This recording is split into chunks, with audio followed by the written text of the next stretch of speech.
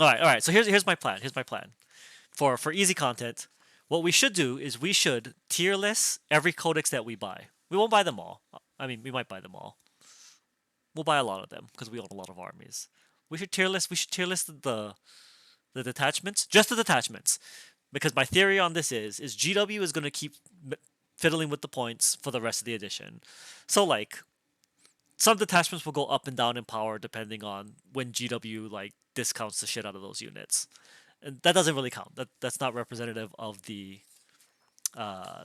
detachment itself. That's just GW fiddling with points. So we should do the detachments in a tier list.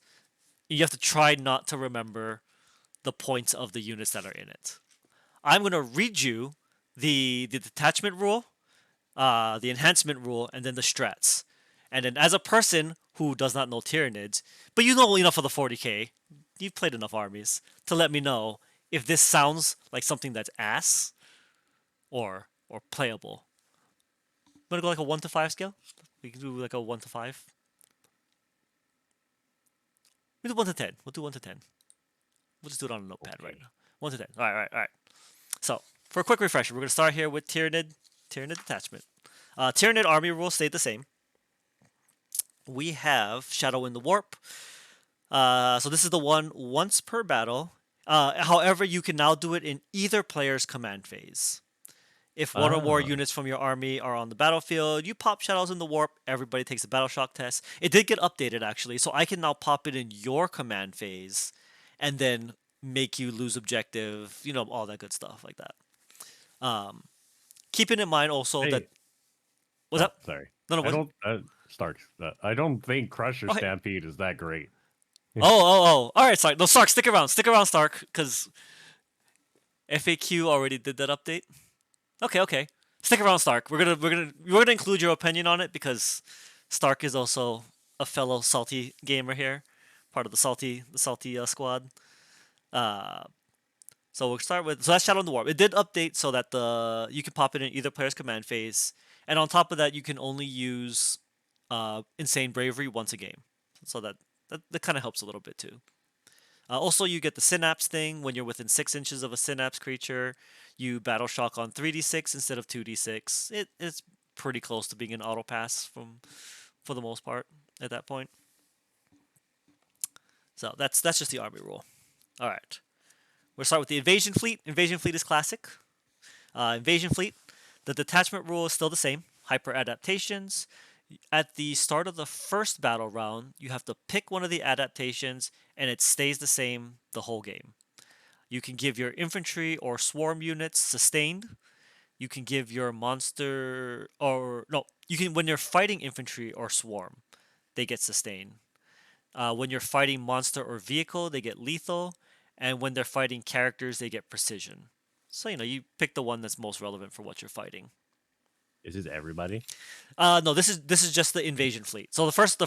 detachment is the invasion This is fleet. all models, right? Yes, all Tyranid models in your army for the whole game. So basically you pick the one and your whole army gets it for the whole game, but it only triggers when you target a specific thing.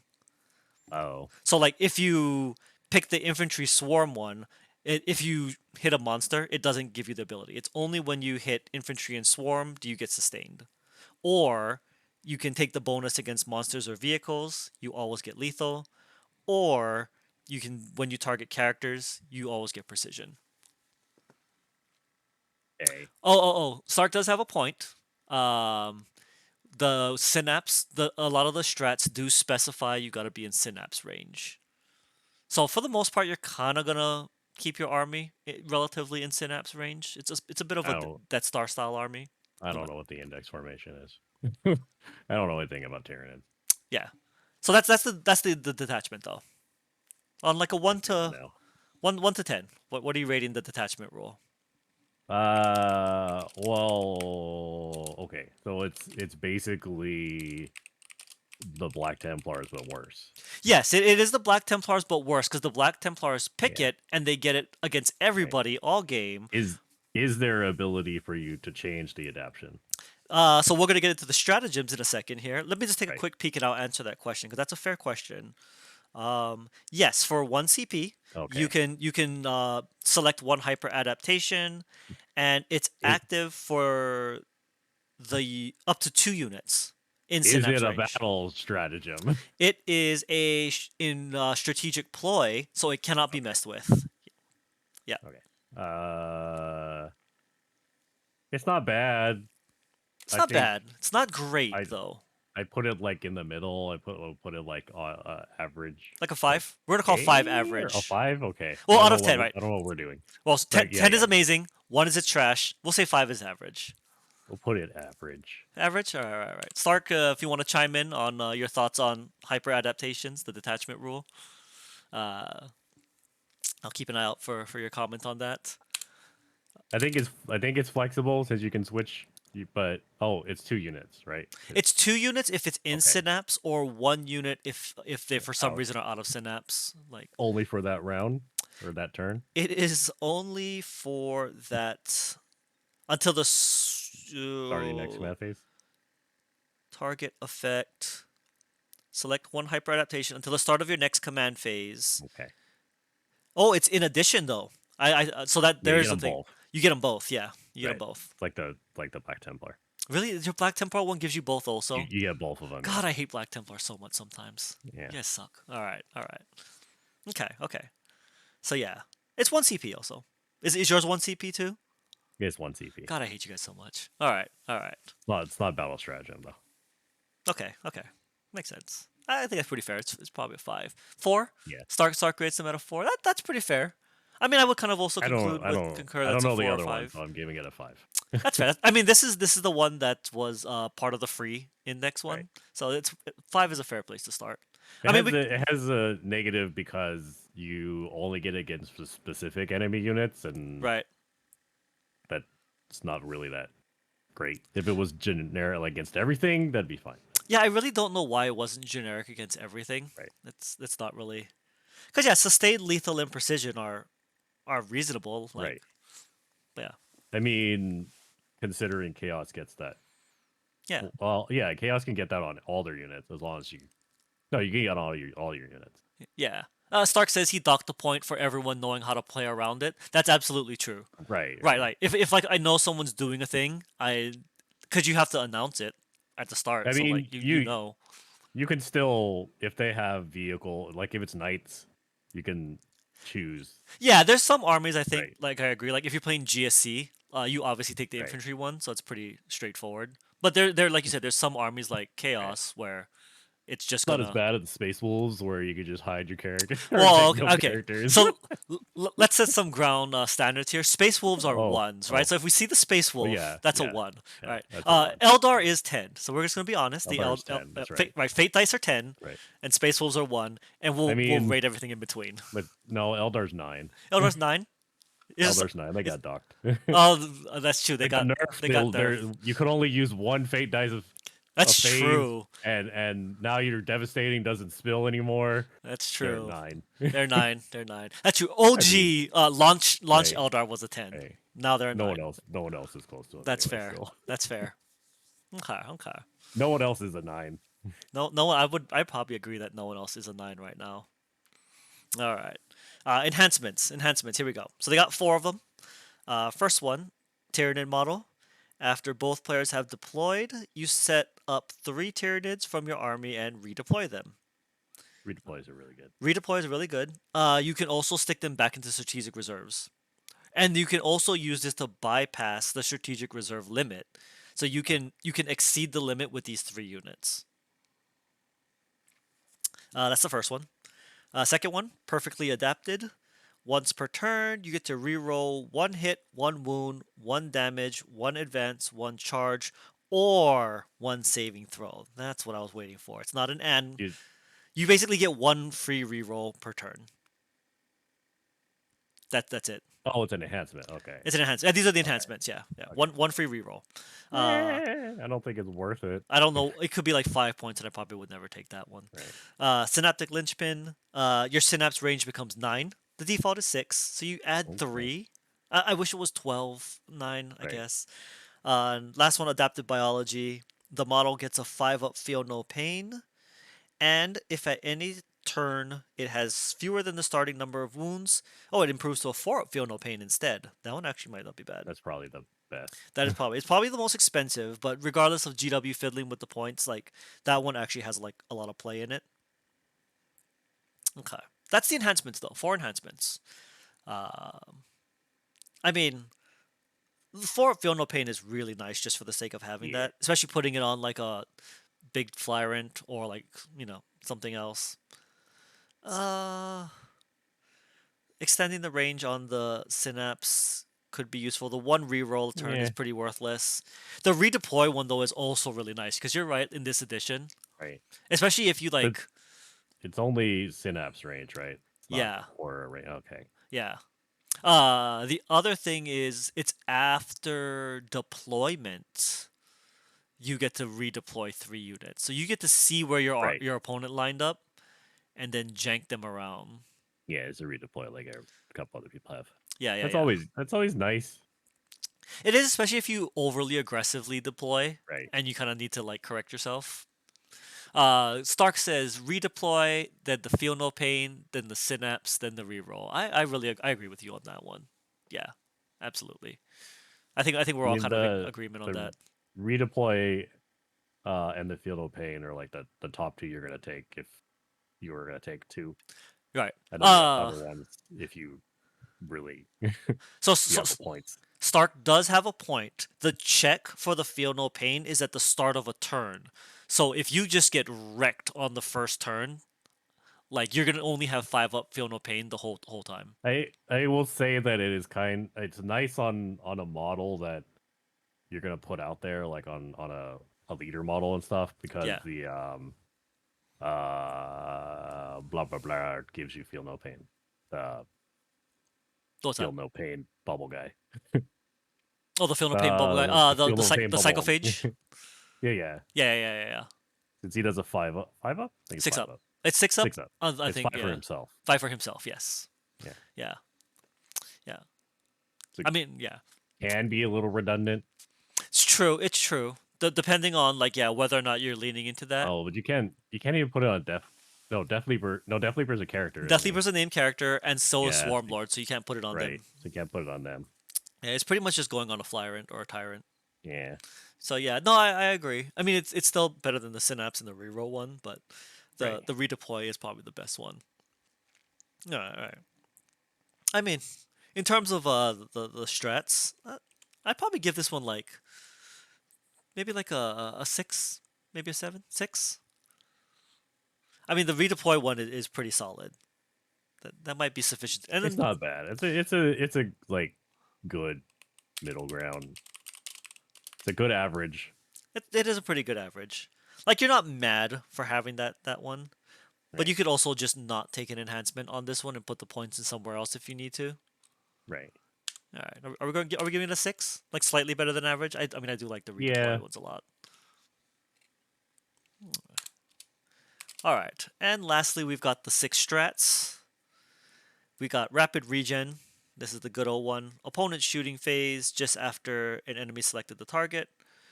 You take 1 Tyranid that was selected as the target, and until the end of the phase, they get the 6-up feel no pain. If the unit is in synapse range, you get a 5-up feel no pain, so 1 CP. 2 CP, adrenal surge. In the fight phase, 2 Tyranid units from your army within synapse range, or 1 not. Until the end of the phase, each time a model in those selected units makes an attack. Oh, 5-up crit. That's 2 CP though for 5-up crits. But you can do it on 2 units, so probably a little bit of a trade there. Death Frenzy, Fight Phrase, 1 Tyranid model, 4-up Fight Back, 1 CP. Then there is Overrun. Let's see. Before Tyranid unit consolidates, you get a additional 3 inches on your consolidation. Well. If you're in synapse range, you get an additional 6 inches. Oh no, you get a normal move of 6 inches. Okay. So it gives you a little bit of additional movement in the fight phase during the consolidation portion. Predatory Imperative is the 1 CP. That's the one that lets you pick a different adaptation. You get it in addition. 2 units Synapse, 1 unit not. Lastly, Endless Swarm is the regen D3 plus 3 destroyed models from Endless Multitude. So your Gaunts and your Gargoyles and stuff. So that's strats. That's a strats. I mean, the Predatory Imperative I feel like you're going to use a lot. Yeah. Endless Swarm, if you use those units, is always nice. Free models is always good. I think we both kind of agree that the fight on death one, when it's not 2 CP for the guarantee, that kind of not really a fan of that. Yeah. When you have to roll for it. Yeah, you have to roll for it. So you could spend the CP and just roll poorly. Rapid Regen is 6 up or 5 up, feel no pain, depending on if you're in Synapse range or not. And the critting on 5s, though. The critting on 5s is actually pretty nice, especially if you combine it with the detachment rule to get sustained or lethal. Actually, wait, lethal won't matter because it's unmodified hit rolls of 5. It's not the wound roll. So you pretty much will only trigger when you're using precision or sustained. So a little bit, and it's 2 CP for that one, for the critting one. So, what's your thoughts? What's your thoughts?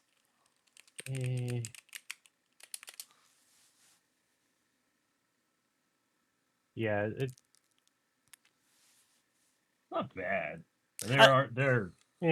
I feel like that's kind of what we're saying about this whole invasion fleet. It's not bad. It's got some tools. It's not very focused, I'll say, overall. Like this particular one, it's kind of like the generic one that they gave. This is why I don't think that formation is that good. Their strat support is dog shit. Yeah, I agree. There's not a lot of synergy in this particular one. It's very like middle ground. Yeah, everything is fine in a bubble. Right. But nothing is great together. So there you go. No, I agree. I totally agree with you on that. All right. We're gonna pretty much call this one average across. This is about as average as mid as it's gonna get. All right. Fair enough. All right. That's the invasion fleet. Let's get to the good shit. Stark apparently is a big fan of Crusher Stampede, so we're gonna do the Crusher Stampede next. Let's see what we got. This is the monster one. Detachment rule. Oh, we're gonna. Crusher Stampede. If I can spell Stampede correctly. There you go. Crusher Stampede. All right. They get Enraged Behemoths. This is the one where each time a model in your army makes an attack, add 1 to the hit roll if below starting strength. Add 1 to the wound roll if you're below half strength. As a Sisters player, you've got a pretty lot of familiarity with this. This is the Sister Battle rule.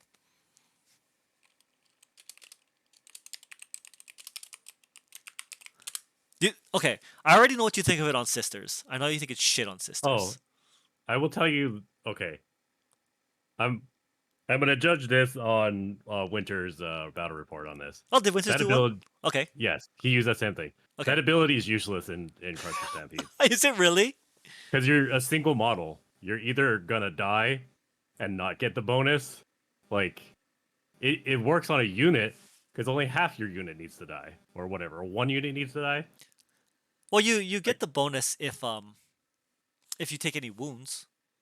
Yeah, well, you get the +1. That's you get the +1 to hit. You're probably never getting the +1 to wound because you're gonna be dead. That's fair. How many wounds is a Carnifex? Let me just take a quick. A Screamer Killer is 10 wounds. So if you have to basically get below, so you need 4 wounds, four or less wounds to trigger it. It's also on a monster, which is already expensive. It's true. That's true. Like Sisters at least have it on every single unit, even cheap little unit. So true. I see what you're saying. And the wound really doesn't matter because you're probably already high strength. That's true. You are a monster. Yeah. The +1 to hit though isn't bad, right? Because then you're hitting on 2s for the most part. But I do see what you're saying, where like on a 10 wound model, the chances of you like conveniently stopping at like, or your opponent shooting you down to 3 wounds and then just being like, whoa, I'ma stop. +1 to hit after losing any wound is really good. I'll say that one. Yeah, the +1 to hit is where The it's +1 at. to hit is nice. Right. But I also see what you're saying, where if I'm not gonna shoot every Carnifex one time and let them Right. get buffs. I'm gonna completely annihilate a Carnifex and then move on to the next one. Monsters are plus on hits on 4s. Are they really? Oh, Yeah, that's it's Tyranid. really weird. Yeah, you're right. Like a lot of them hit on 4s on with their melee weapons. Like the Turvagon hits on 4s. The Screamer Killer obviously for being melee hits on 3s, but a lot of these things do have some 4s. Some of them have 3s, but those are like the very obvious melee specific ones. Okay, I see what you're saying. I see what you're saying. That is pretty odd. All right, all right. What? Oh, I definitely think this is better than the Invasion Fleet one. Because Yeah, if you place Crusher Stampede, you're obviously taking lots of monsters. So, it's useful. right. Like I'm assuming that you're going to your whole army or almost your whole army will be triggering this rule at some point. Do I think it's like A tier? No. Probably maybe B. Maybe like a 7. Are we gonna give it a 6, 7? For the army rule, Yeah, for the Rage the art Behemoths. it's better than the evasion fleet, I think, I think so. It's better than the Invasion Fleet. because it works on all of your monster models. All monsters, which you're Right. gonna load up on the monsters. So right. Okay. Let's see how. I guess synergy is also going to make come into play here. So enhancements. First one is you add +3 to the objective control of a monster. I'm just gonna take a quick look here at some monsters. Like the Tyrannofex is OC5. The Toxicrene is OC4. A Screamer Killer is 3. The Psychophage is 3. Where's the Tyrant? Tyrant. The Tyrant. The Tyrant is 3. So basically, it'll make your Tyrant 6, an OC6 model. I don't know if I really like OC6. No. No. Stark is given the Enraged Behemoths rule in 8, just on the basis that right, if you're playing this, you're gonna build into them. Oh, I'll give you that one. I'll give you that one. I'm just going to assume that Enraged Behemoths is on the whole army. Yeah, I would say it is useful. Yeah, Like your army's gonna get it. You're gonna yeah, get a use out of it. right. Just depends. I will say also there is probably some tricks you can do to like put a wound on a key model just to trigger its bonus. There really isn't. We'll see in a second. I believe there's something. I thought someone mentioning something. We'll get to that in a second though. +3 to the OC though. I think that's pretty trash. I wish it just Yeah. made your OC 10. Like honestly, like if it had made a monster OC 10 just flat out, I'd have been like that. Yeah. That's because at least 10 is useful. Like 10 lets you contest like a unit or something, or like a war dog. Like a war dog, I think you can get up to 10, right? Or 8. War dogs are 8 or 10, something like I that. mean, I guess giving the flat bonus, but yeah. Yeah. Let's see. Second one is Enraged Reserves. If the bearer is destroyed by a melee attack and it has not fought this phase, oh, it's a 3+ fight on death. Okay, so you gotta pay points for an enhancement for a 3+ fight on Right. death. God, they should There's have a just chance of not right. going They off. should have just gave them a guarantee fight on death. It's not that big of a deal. Even if Or they um like auto explosion. or an auto Definitely. explosion. Right. Yeah, like a guarantee auto explosion. A guarantee something. You're paying the points for the enhancement. Right. All right. That one's Next, pretty trash. that I think one, that was, yeah, yeah, that's like a 1. yeah. Next one is null jewels. Once per battle, when a psychic attack is allocated to the bearer, I hate this one already. It can use this ability. Oh, it gives you a 5-up feel no pain against psychic attacks. How Ooh, many psychic attacks are in the okay. game that it warranted wasting an enhancement on this? At least that one is somewhat useful. Okay, that's fair. There Does it have are. hold on. No, I guess you can make the 3-up more than you'd fight a psychic army. Well, here's the thing. It's once per battle. Yeah. So once per Oh, it's battle, only one. Oh, okay. right? Until the end of the phase. So it's one phase. You get it for the whole phase. You get a 5-up feel no pain against psychers or psychic attacks. But it's once per battle. Oh, It's it's for not. the whole. Oh, okay. It's for once per Eh, yeah, once per battle. right. You get it for one phase. It's not like you just get a flat 5-up feel no pain against psychic attacks all the time. Like, I don't. I don't know what that is trying to fill the weakness for. It doesn't make sense. yeah, no, it's that's a weird one. Okay, last one. Uh, each time the bearer makes a melee attack that targets a monster or vehicle, you add one to the wound. Okay, fair. So it's monster fighting monster. It's kaiju fight. It's the kaiju fight strat or enhancement. They can only monster a vehicle, but at Yeah, least it's a bonus you'll use. it's also a bonus that's on right from the beginning, on all the time. And I'm assuming it stacks with the other one, so you could get +2, I guess, if you magically got down to the Right. below half. And honestly, +2 to wound is kind of ridiculous because you're gonna pretty much wound things on 2 at that point. So that one is probably my favorite one. After that, I don't know.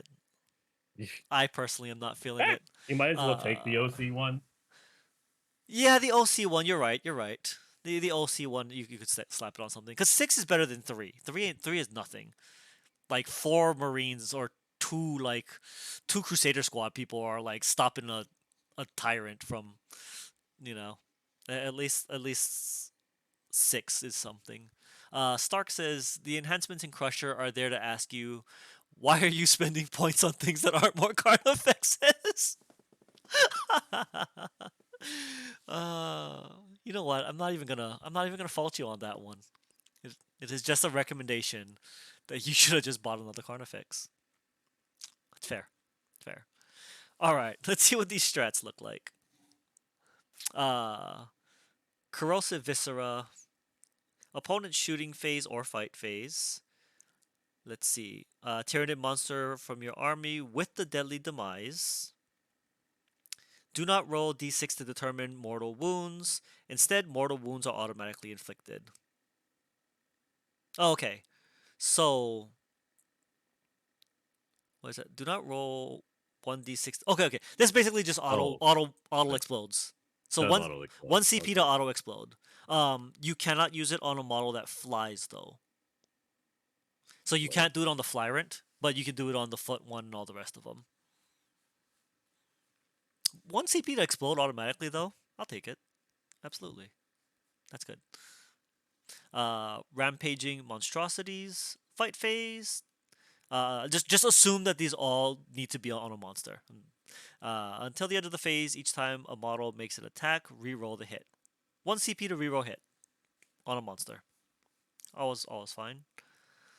Uh, Savage Roar, fight phase. Enemy unit must battle shock. Until the end of the phase, each time a model in that enemy makes an attack, subtract -1 to hit. Oh, nice. If they failed the battle shock, they also -1 to wound. That one's actually pretty good. Because the -1 to hit is always nice. The -1 to wound is a bonus on top. Untrembled Ferocity. Movement phase. Models in your unit can move through enemy models as if they were friendly. They also allow you to desperate escape automatically. 1 CP. Then you got Swarm Guided Salvos, 1 CP, shooting phase. You ignore cover until the end of the phase. You also ignore any modifiers to ballistic skill.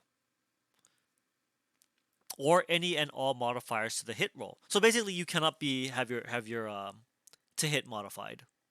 Ignores all the to hit modifies, and it ignores cover.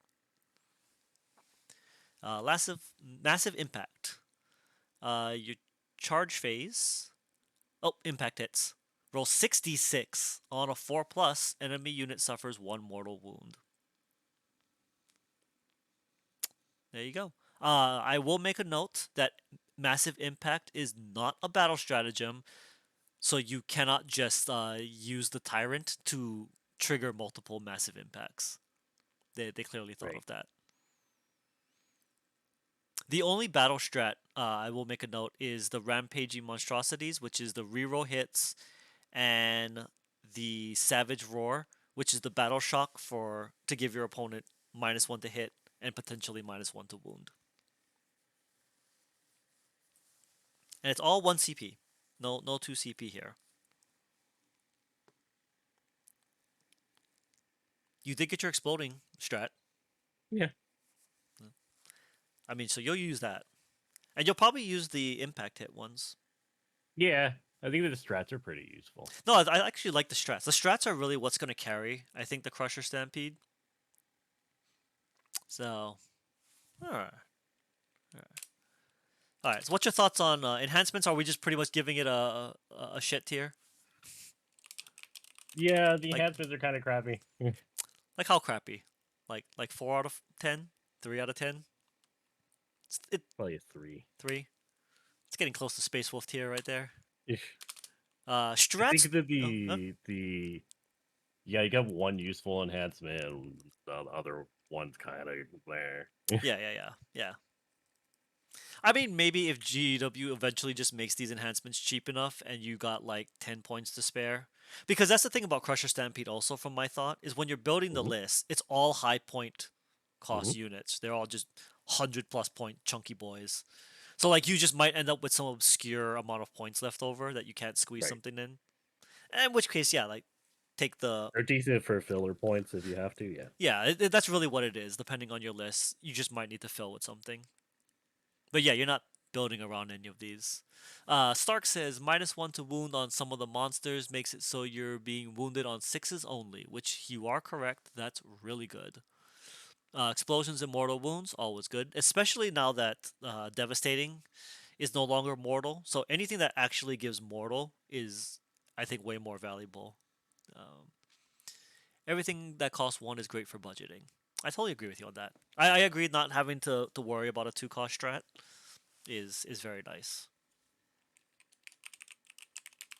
Stratagems. I'm inclined to give this one a pretty good score actually. Like actually, Yeah, they're useful. yeah.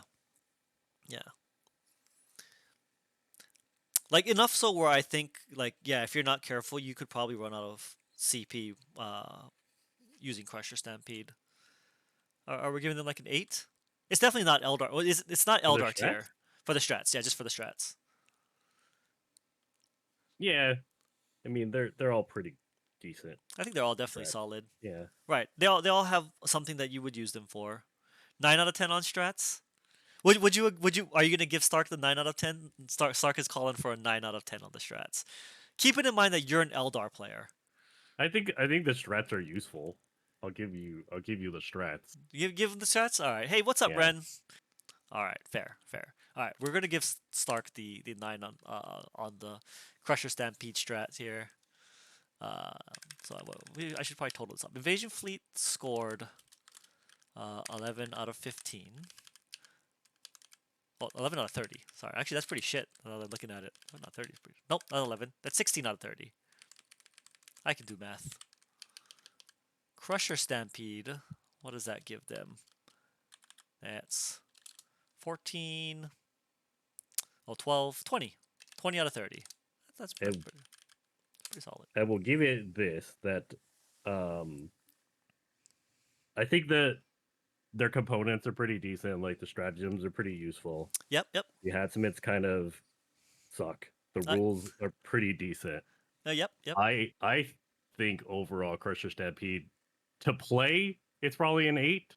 Okay. Competitively, it's a 6. It is not a competitive list. Okay. So if you're playing for fun, I mean, obviously, if you want the theme of big stompy monsters, Crusher Stampede's Yeah. giving you that. So I'll definitely got, it gets a flavor score. It's got, I think that the monsters don't do enough. They can get bogged down. uh-huh, Like uh-huh.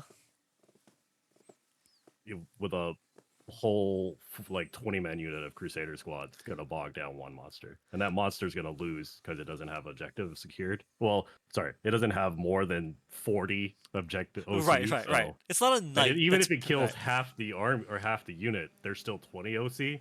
Uh-huh. Like you're not beating a block of OC killing guys with one model. Right. And you're all your models are super expensive. No, no, the general gist of what you're saying is yes. Uh, against a lot of like, especially when you're playing for the objective. Right. Yeah, I can see Crusher Stampede really struggling on the objective. Stark says, I don't think anything in the Nid Codex is competitive. That it is the most fun. I mean, the Endless Swarm is okay. The Endless Swarm is okay. Apparently, someone took the what is it called? The assimilation one Yeah. into a second place. But again, that's really early on. We'll get to the assimilation one and we'll see. Flavor though, flavor Crusher Stampede, 10 out I of think 10. it's fun. I think it's fun to play. It always Yes. kind of Crusher's always been fun. It Crusher's not the like auto win that it was in Ninth Edition though. Yeah, I hear you on You, that one. you're not charging the Terran thingy Oh no, oh no. I in remember the first turn. the ninth edition Crusher Swarm when it came out. Right. People literally lost their minds as 10 Doing like Carnifexes, like yes, smashed into you uh for like yeah. all the mortal wounds, and it was kind of nonsense. It's not the Forge World dude like hitting you for 10 mortal wounds or whatever, Oh, the and Masheron. Oh my yeah, god.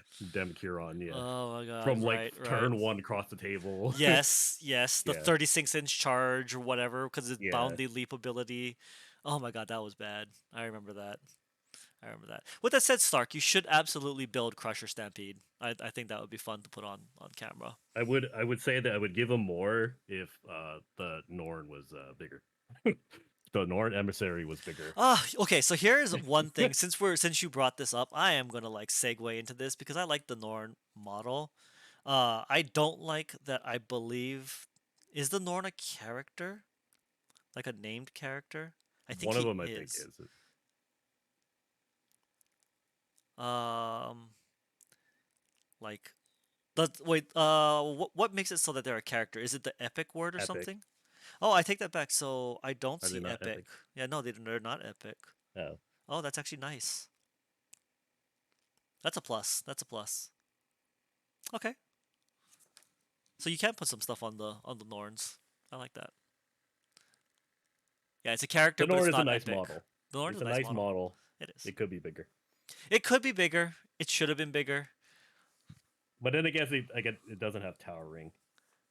You know what? Actually, towering is kind of a bit of a hindrance. These like at this point, because then mostly because of the fact that GW then charges you dumb amounts of points for towering when they've nerfed the shit out of it. So, all right. Fair enough. Okay, well that's the Crusher Stampede. It scored a 20 out of 30. That's definitely a solid score. That's definitely solid. It's better than the evasion fleet. Oh yeah, it's better than the Invasion Fleet, which scored 16 out of 30. So I agree. All right. Number three is Unending Swarm. This one is the opposite. This is where you play all the tiny bugs. Uh, oh, it's a good size for hiding line of sight and terrain. That is a good point. That I'll give you that. That yes, any bigger and like you would need like a three-story building to hide it. You can Yeah. hide the Norn behind things. That's Ooh, fair. if it was bigger, it'd be cooler. I mean, it does lose the cool factor. Here's the other thing. GW would charge me more money for the Norn. It's Right. $110, and I actually don't Oh, mind paying okay. $110 for the Norn Emissary. So I'll give it that. I'm gonna actually give it a point in favor of not being bigger, so I don't have to give GW $170 like Angron or something. I mean, fair enough. It's not just gonna get Alpha Strike by a Wraith Knight. Two Yeah, Wraith I mean, Cannons. right. That's what you don't want, right? Like, let's be honest, because it's not gonna survive getting Alpha Strike by 2 Wraith Cannons. All right, Unending Swarm. Detachment rule is insurmountable odds. Each time an enemy unit is selected to shoot, After that unit has finished making its attacks, if one or more model from one or more endless multitude units were destroyed as a result of those attacks, each such unit can make a surge move. Oh, okay. If a model is destroyed, it basically gets a free move. Yes, pretty much. You roll a d6, then you move whatever you roll. It must end as close as possible to the closest enemy unit, not counting aircraft. When Yeah, doing so, you can move into engagement range, though. it is a little baity, It's a baby baity, baity. Yeah, baity. yeah, yeah.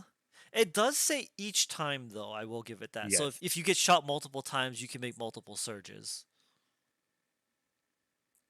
Okay, okay.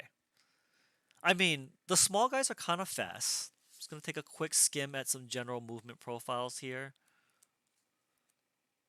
Ah, fuck. Uh, like for example, gargoyles already move 12. Hormigons move 10. Termagants, you probably don't want to move them too close, but if you need to, they move 6. Hormigons moving 10 and then getting some free movement is pretty nice. And same thing with gargoyles. Moving 12 and then getting some free movement. That's not bad. Okay, okay. I don't know. Unending Swarm. Um, I don't know. I don't know. I think Like, it's better than Invasion Fleet. I mean, yeah, it's better than Invasion Fleet. I think we can agree on that one. Is it better than the Crusher Stampede one? I guess that's the real question. No, No, no. I kind of agree with that. Yeah, I wouldn't put it above that. I think it's noticeably better than Invasion Fleet though, because again, since you're gonna build into Unending Swarm and you're gonna build into these things like probably maximum size blobs of the Hormigons, yeah. you can I afford to mean, take I some guess hits. because you can get into engagement, you're not gonna. There's a chance you could not get shot up, but Right, that's the you thing you, is once you you're can in. also get baited because you have to get to the closest unit. Oh, so they can kite you around the table. Right. True, true. It's not the Oh, unit that shot at you. no, it's the closest enemy It's the unit. closest enemy Right, unit. so you can kind of get janky with that. I see Right. what you're saying. You could pull people like off of objectives or in weird directions. I Uh, mean, you can make the move. You don't have to, right? that's true. Yeah, it's an optional. Right. So It's you. yeah, it's It's optional. a So can. Right. Stark does note Spine Fist Gaunts with extra move is potentially useful. That's true because they don't have the best range for shooting. This could actually scoot them into range for shooting. if, That's a fair statement. That's a fair I statement. think if you're trying to get your little guys across the table, it's Yeah. Yeah. but it does require the opponent to shoot at you. What if your opponent doesn't have a shooting army? Yeah. Or they just opt not to shoot at you because they don't want you moving. Right. They could just choose not to shoot.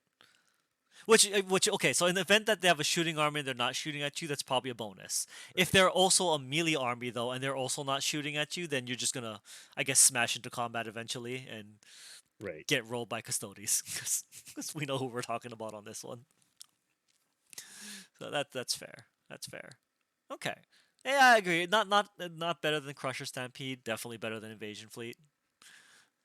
Yeah. You could get What's up?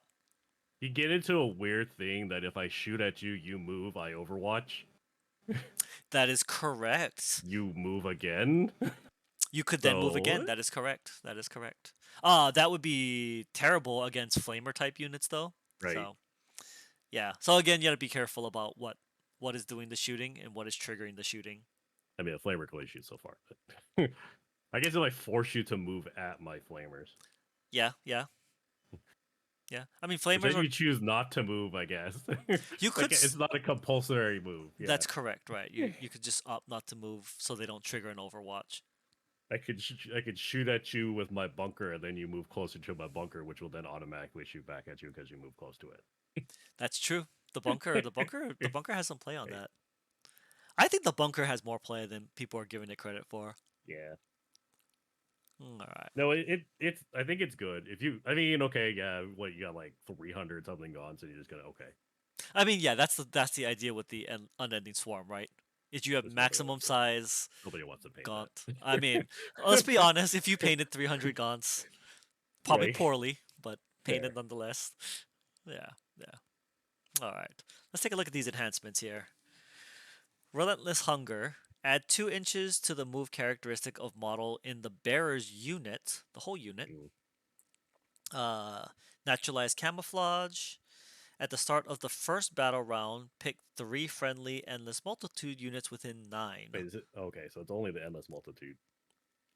Was the army rule or the detachment rule only endless multitude or Yes, it's only Endless okay? Multitude, so it's specifically Okay. those 3 units.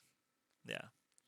Oh, sorry. The first enhancement could go on any Tyranid model. Right, right, right, Right. right. The Right, second it has to go one, on a character, right? right. The second one, you have to pick 3 friendly Endless Multitude units within 9 of the bearer. Until the end of the Right. battle round, each time a ranged attack targets one of those units, they automatically get cover. Which actually, Oh, I will say that one's useful because these tiny Tyranids don't have shit for armor. oh, that's pretty good. That is actually pretty Actually, good. that on the Stacking it with the insurmountable. whatever the freaking Oh, yeah, yeah, yeah. psychic, The the feel no pain the dude. feel no pain dude. You're Yeah, right. You could actually get a little more tankiness on such a giant yeah. unit. So you get feel no pain plus cover. Yeah, yeah. And then you just run them out in the open as fast as you Yeah, can. I see what you're saying. Okay, that one I could see it because it's 3 units too. right. So those both are pretty useful. Okay, yeah, yeah, I see that. Number 3 is piercing talons. Each time a model in the bear's unit makes an attack on a crit, increase AP by 1. Right. Sure. Last Sure. one is adrenalized onslaught. Each time the bear's unit piles in or consolidates, it gets an additional 3 inches. He has 6-inch consolidation or pile in. Yeah, yeah. Get more of you guys in combat. That's what I'll say about that one because you probably have like 20 dudes. Right. The extra inches actually might have some purpose for that. Okay. I'll actually say these enhancements are better than the They're Crusher really Stampede useful. one. Yeah. Yeah, I yeah. think you would use a lot of these. No, the camouflage one, I could definitely see. Like, yeah, like you said, just put them by a psychophage, give them the feel no pain, and then just put one guy, surround them by 3 giant blobs, and then you just run them forward. Hopefully, they take a few shots. They trigger the Just insurmountable odds to get some extra movement, and then you yeah. just charge the shit out of somebody. Custodes got nerfed by the point balance. No, Custodes got nerfed because they can't take that one unit anymore. That's a Arbides unit. Yeah, that's The honestly their biggest yeah, the Expedition insurrection Force expedition force. Yeah, yeah, Yeah, yeah, yeah. yeah. Yeah, that's their biggest nerf. I agree. They did And they take some can't point take hits. units in 10 now. They They can only cannot. take 5. That's Yeah, true. So yeah, their strats are a little bit less effective. I'll agree that that's also a big nerf to them. they're still Custodes. They are still custodes though. They still got that uh ward save basically against mortals.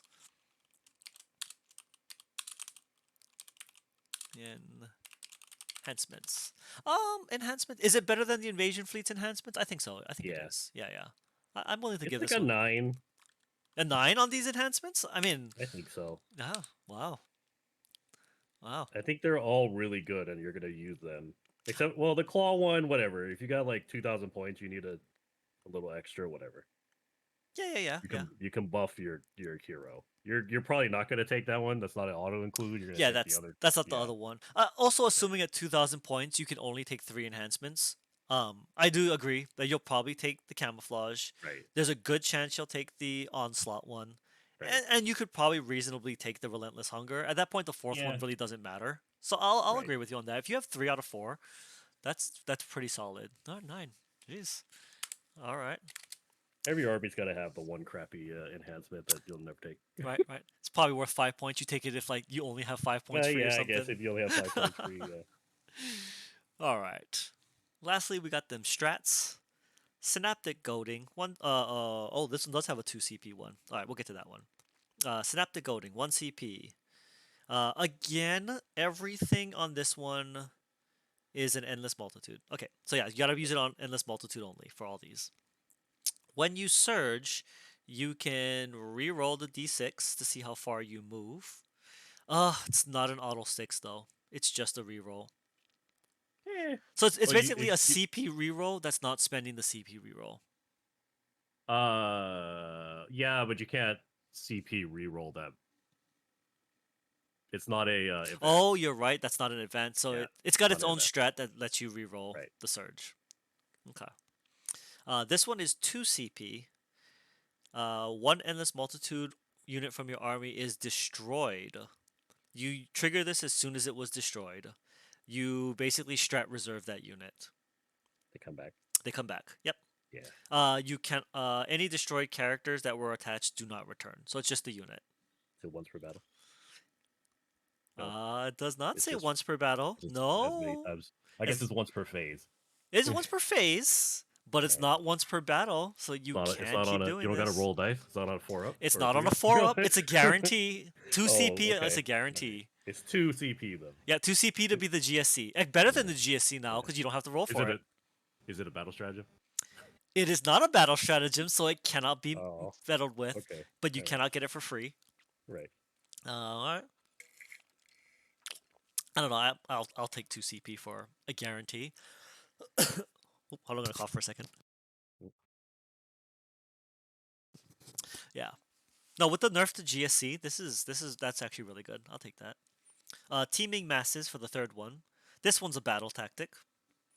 Until the end of the phase, each time a target attacks you, -1 to hit. Okay. Nice. Okay. Basically, cover for free. Wait, no, No, it's -1 to hit. -1 So to it stacks hit. with cover. It will stack with cover. It'll stack with stealth, if you can get stealth on it for some way. Yeah. Oh wait, no, Uh, cover is +1 save. Covers +1 safe. But I mean, you can layer quite a few Right. defensive buffs. It Yeah, looks like yeah. on all of these. Yeah. Wait, does Uh, it target anything specific or is it anybody? it's opponent's shooting phase or fight phase. Whenever it's selected, obviously it has to be on an endless multitude unit. Right, right. Oh, Yeah. it has to be on endless multi. All, Okay, all, so all yeah, of these can only be applied to endless multitude it's units. still not bad. Like -1 to hit versus your like bunch of little weak Yeah, yeah, dudes. yeah. Yeah. All right. Next one, swarming masses. Which whatever Uh, the Space Marines will just them on their reroll. Space Marines will just ult the moment the whole thing. That is the thing, right? The ult the moment is a quite literally a 10-point You mean ability. -1 to roll again? Sure. Yeah, -1 to roll again. That is correct. Let's see. Swarming masses, 1 CP. Until the end of the phase, weapons equipped by models in this unit have sustained. It's not bad. You can use it in shooting or fight, so it works Yeah. all around. Ooh, 5 up to crit. Nice. Oh no, if your unit contains 15 or more models, 5 up to crit. Which actually, that's not too bad. Can you max 30? Let me take a look real quick. I am about to. That's exactly what I was about to look up. How big can I get these units? Endless multitude. Gargoyles can get 10 to 20. Hormagaunts 10 to 20. Termagants 10 to 20. So you I'm just got thinking 5 like bodies to kill. this is this is free, right? Right? The 1 CP? no. The data sheets are free, just not the army builder. The data sheet should be free, yeah. Right. So yes. So all the units are 10 to 20.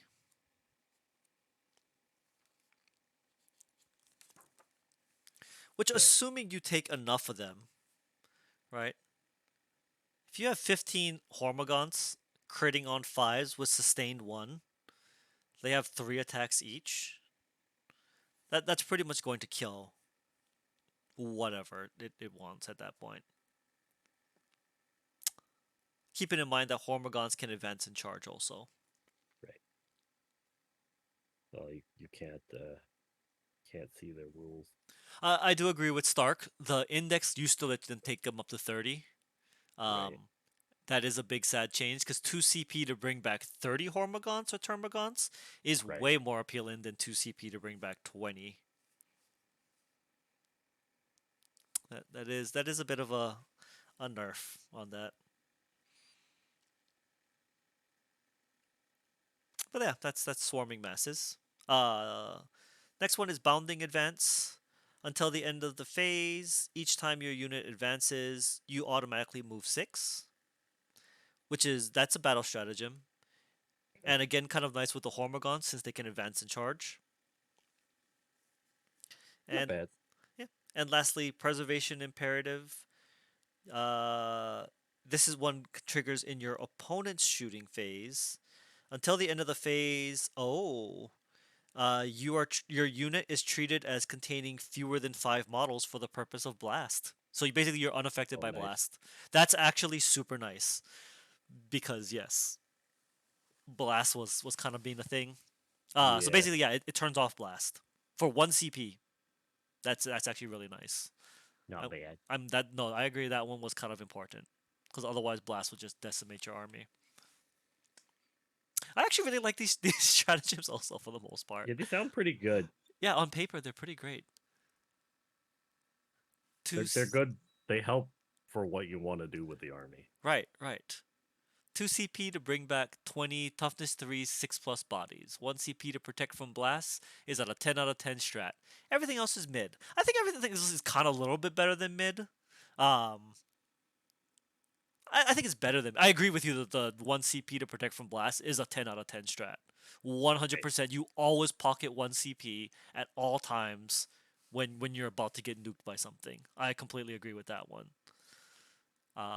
The swarming masses is a circumstantial one, but will definitely kill things. The bonding event, a lot of these are, yeah, kind of circumstantial, but when you need them, I feel like they're really nice to have. 2 CP to bring back a unit, and a strategic They're reserve, good. so you can Right. kind of plop them down where you need them. Okay, okay. Here's the question: we gave Crusher Stampede a 9 out of 10 on their strats.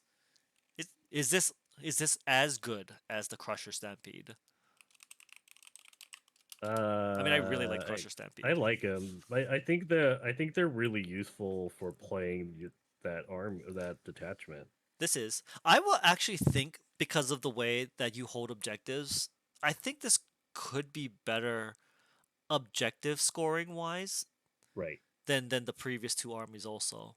I feel like you might be able to take this to a tournament if a person cannot deal You with 200 like gaunts. Like you're gonna have to know how to play the army though. I That's the mean, thing. yeah, you got to It's also not know how to a play it fast. right. It's Yeah. not an easy army to learn or to understand and play. Like Right. Right. you're gonna get mowed down if you don't position your guys right. That's the Right. one thing I give Crusher is that it's easy. It's a bunch of big monsters and Mm, you throw them wherever. that's But true. yeah, hordes of little guys, like you can also move yourself out of position or get baited into places you don't want to be. That's true. That's true. Yeah, No, especially with the way that their detachment rule triggers. right. I makes sense. As it's only your endless swarm, so it's kind of your crappy dudes. Yeah. Yeah, Yeah, that okay, that is true. Because it is so limited on the units that have unending right. the endless swarms. That's fair. I didn't really give that into consideration. Yeah. Cuz I mean, if I could throw some of these on just like any old unit, these would be pretty ridiculous, but limiting them to Like the gaunts is endless swarms are the only ones that are affected by it. So right, right. So Stark is advocating that they're a 6 or maybe a 7, citing that, yeah, and he does have a point that when these big blobs start getting small, it right, really is no like these strats are all basically relying on them being at big blob size, not tiny they're blob good. size. They're good early, not very good late Stark game. also makes the point that these units inherently don't have good AP, which is a fair point too. Like they already do not have good AP, so Marines and Terminators are just gonna sit there and Right. tank these hits. Because I also don't see devastating on any of these things. Yeah, So like if or you can't lethal, remove like people's saves, or or like you can get yeah,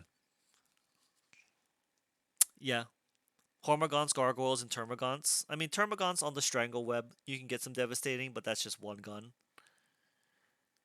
Hormagants and Gargoyles themselves don't have devastating. Yeah. Yeah, it's like a GSC but worse. It's like an old GSC but Are they one? OC1? the Gaunts. Let me Yeah, take a quick glance at that. I think they are. OC2. Oh, they're Hormagaunts and OC2. Termagants and Okay. Gargoyles are all OC2. So I will give them that. It's OC2. That's a Problem 40 OC blob. problem is there are other. I guess they're cheaper. I mean, how much is 20 Okay, trying to ignore gone? the price of Gaunts, right? But I'm gonna assume that 20 Gaunts is probably like maybe 150, 200. That's probably a reasonable thing. Stark also makes a point. A good player could hit the squads down to like 3 to 5 models and just ignore them at Right. that point. Because you're Yeah. right. What 3 to 5 models is 10 OC. You can contest it with some Marines that, and then the Marines can't. You know, they're not gonna kill the Marines. Right. They rely absolutely on numbers. I agree with you on that. Yeah, they really rely on numbers, but they limited the numbers. Yeah, they did the yes. If they had kept the numbers up to 30, Right. that would have felt so much better for this army. I I don't. mean, I guess you could and you could only take up to 6 units. Oh, you're right. They're still capped on They're still that. capped because And of being battle that they're line. cheap, you're gonna have to start taking Right. other things at some point. Well, yeah. Yeah. If they okay. Uh okay, so here's the thing. I'm gonna bump the insurmountable odds, the detachment rule, down to a 6. Cause you're right, like uh they are very reliant on being Yeah, big blobs. I don't know their range and They're save. all close combat. Yeah. Oh, okay. Well, Or the shooty got ones right. are 12 inches. Like 18. They're 18 inches. okay. Yeah. I So was about they're to say you could compare that to the output of like what a guardsman unit has. It's I mean I they're think 0 AP, yeah, 1 damage, hitting right. on 4s, strength 5, 1 shot each for a flesh borer. Yeah. They're basically guard equivalents, honestly. They move a little faster, but guard equivalent for the most part. Yeah, T3 models, so they are gonna get mowed down. They have a 5+ save, which is basically right. t-shirt saves. Battle line needs to be uncapped. If battle line was uncapped, I would also say that that would give this a lot more teeth to it as well. Just because they're so cheap, you're gonna run out of literal battle line to take. Yeah. Endless Swarm, ironically, would have been an amazing rule set for the Orc Boys. See, that's different because the Orc Boys got that toughness, Right. and they hit a little harder. They got the choppas with it that come with the AP. I agree. If Orcs But got this, they would be pretty out of control. nobody wants to pay 300 orcs Orc players have paid 300 orcs, sir. except for Dean. Dean paid 300 orcs. It's true. Yeah.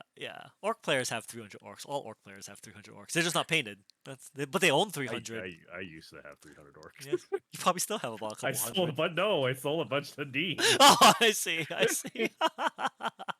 I used to have like 300 orcs. That's hilarious. All right, all right. Salty, you make the call on this one. Are the strats a 6 or a 7? I give it a 6. You gonna give it a 6? Okay, Yeah. I feel that one. I feel that one. All right, so I bumped them down on their detachment rule to a 6 because yeah, while it's good, I do kind of agree that it kind of relies on big blob. I think it's a fun army. It's a fun detachment to think about to play. It's not fun to paint. So That's true.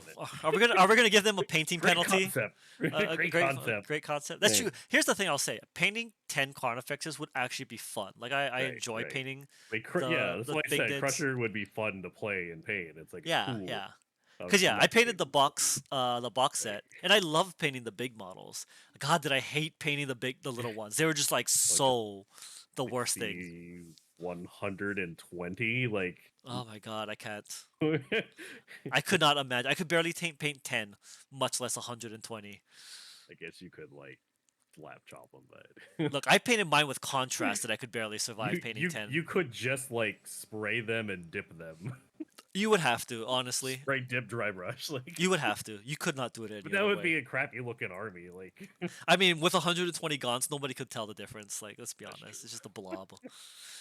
All right. All right. You just paint the front 5 really nicely. That's correct. It's the That's Warhammer correct. fantasy It's theory. the fantasy theory, exactly. Right. Exactly. You only need 5. It's the last 5 Right, it's are the the last nicest 5. 5. You'll paint them in like vaporwave colors, just make it fade like a gradient to the back. You're like, what's going on? Like they're moving fast. All right. Satavistan style, like. Yeah, no, exactly, exactly. You just kind of paint them with a bit of a gradient across. You just spray paint them as a gradient across the whole thing. That's how it works. I agree. God, freaking Tyranid players. I'm waiting to see. I'll wait to see if someone breaks out the Endless Swarm. You know, there's some Tyranid player out there who's gonna. I mean, there's people who already have that many models. So Right. That's not the issue. Right. Nobody's starting up this. You're a crazy person. Start it. Stark says this is why the enhancements are so good for the Endless Swarm, because you can spend the points and not on small monsters. That's fair. That is fair.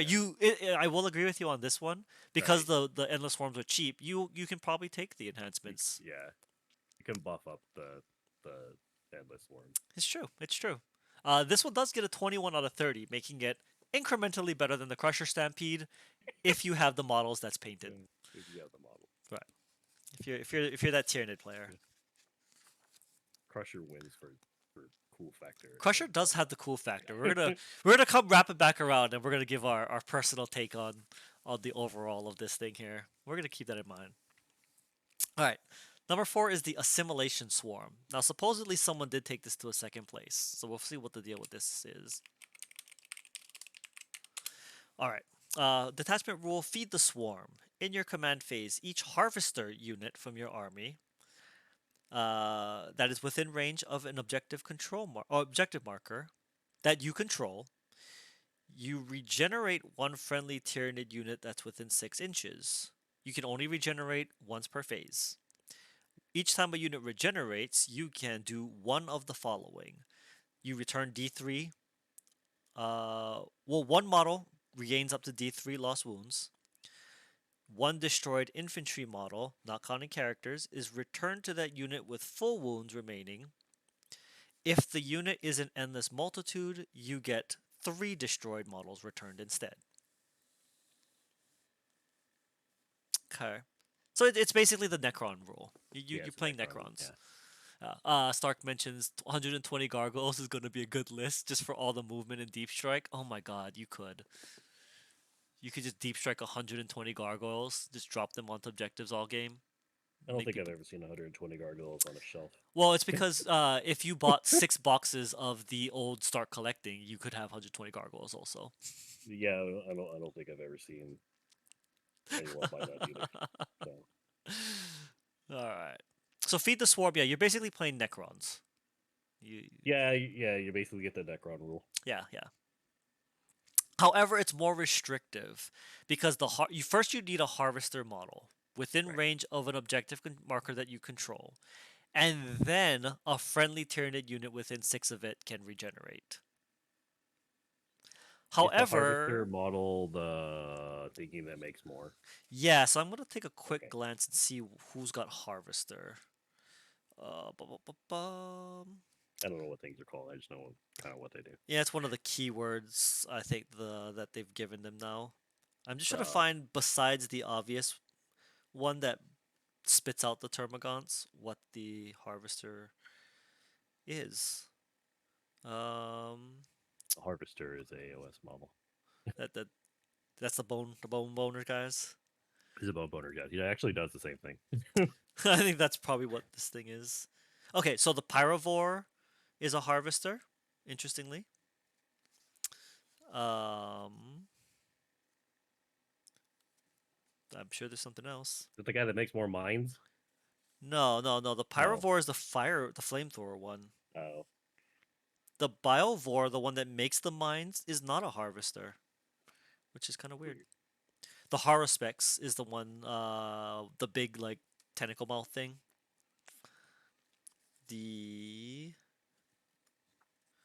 What else do we got here?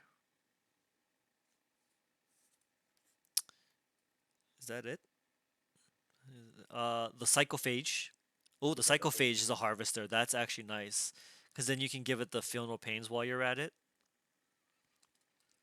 Ripper Swarm. Oh, what? Ripper Swarms are harvesters. That is actually interesting.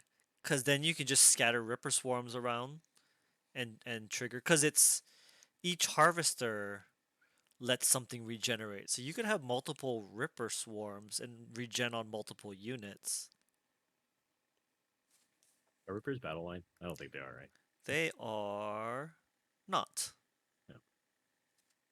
So you can only get really 3 of them. But they are dirt cheap, so you may as well take 3 of them.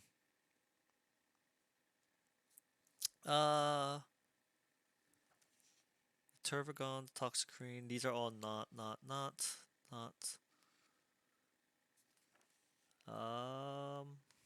Yep, there you go. That's what you get. The main ones being that I saw that are important, it's the Psychophage and Ripper Swarms get Harvester. And maybe the Haruspecs. You could take the Haruspecs too. That's the one with the tongue, where you get tongue to death. The precision tongue. Yeah. So that's the deal with that one. So you're basically looks like harvester models are not easily protected. So it's another list that has the red barrel boss fight problem. This is true. Because you're right. Once they start sniping out the harvesters, it's going to cause things. I mean, the harvesters can use their ability on themselves too. So, I mean, it's probably not going to save them against, someone focus firing them down. Right. That's why I think the Ripper Swarms and probably the Psychophage is where it's at, because the Feel No Pains and Ripper Swarms being like, if you want to waste time killing Ripper Swarms, then that's all Yeah. on you. Okay. I don't know. Do you like the Necron thing? It's not bad. Yeah, it's not bad. It's not great. Yeah. I mean, it does work. It does let you take everything because it's D3 lost wounds. Right. So like you can regen bigger guys. You can regen bigger guys, right? Or smaller. Right. Or the smaller ones have the endless multitude. You automatically get back 3. So yeah. I think it's decent, but it's another one that you have to know how to play. Yes, I agree with that. Yeah. More playtime will help. Right. I mean, if you build it correctly, you said that you automatically just regen guys back. It's not bad, but then again, they could just shoot the whole unit off the table. So. That's yeah. So it has the Necron problem where like the Necrons can trigger so much ridiculous regen that they're near unkillable. These are Tyranids. You can't just shoot them off the table. Right, you just shoot them off the table. So yeah. You get focus fired. So yeah.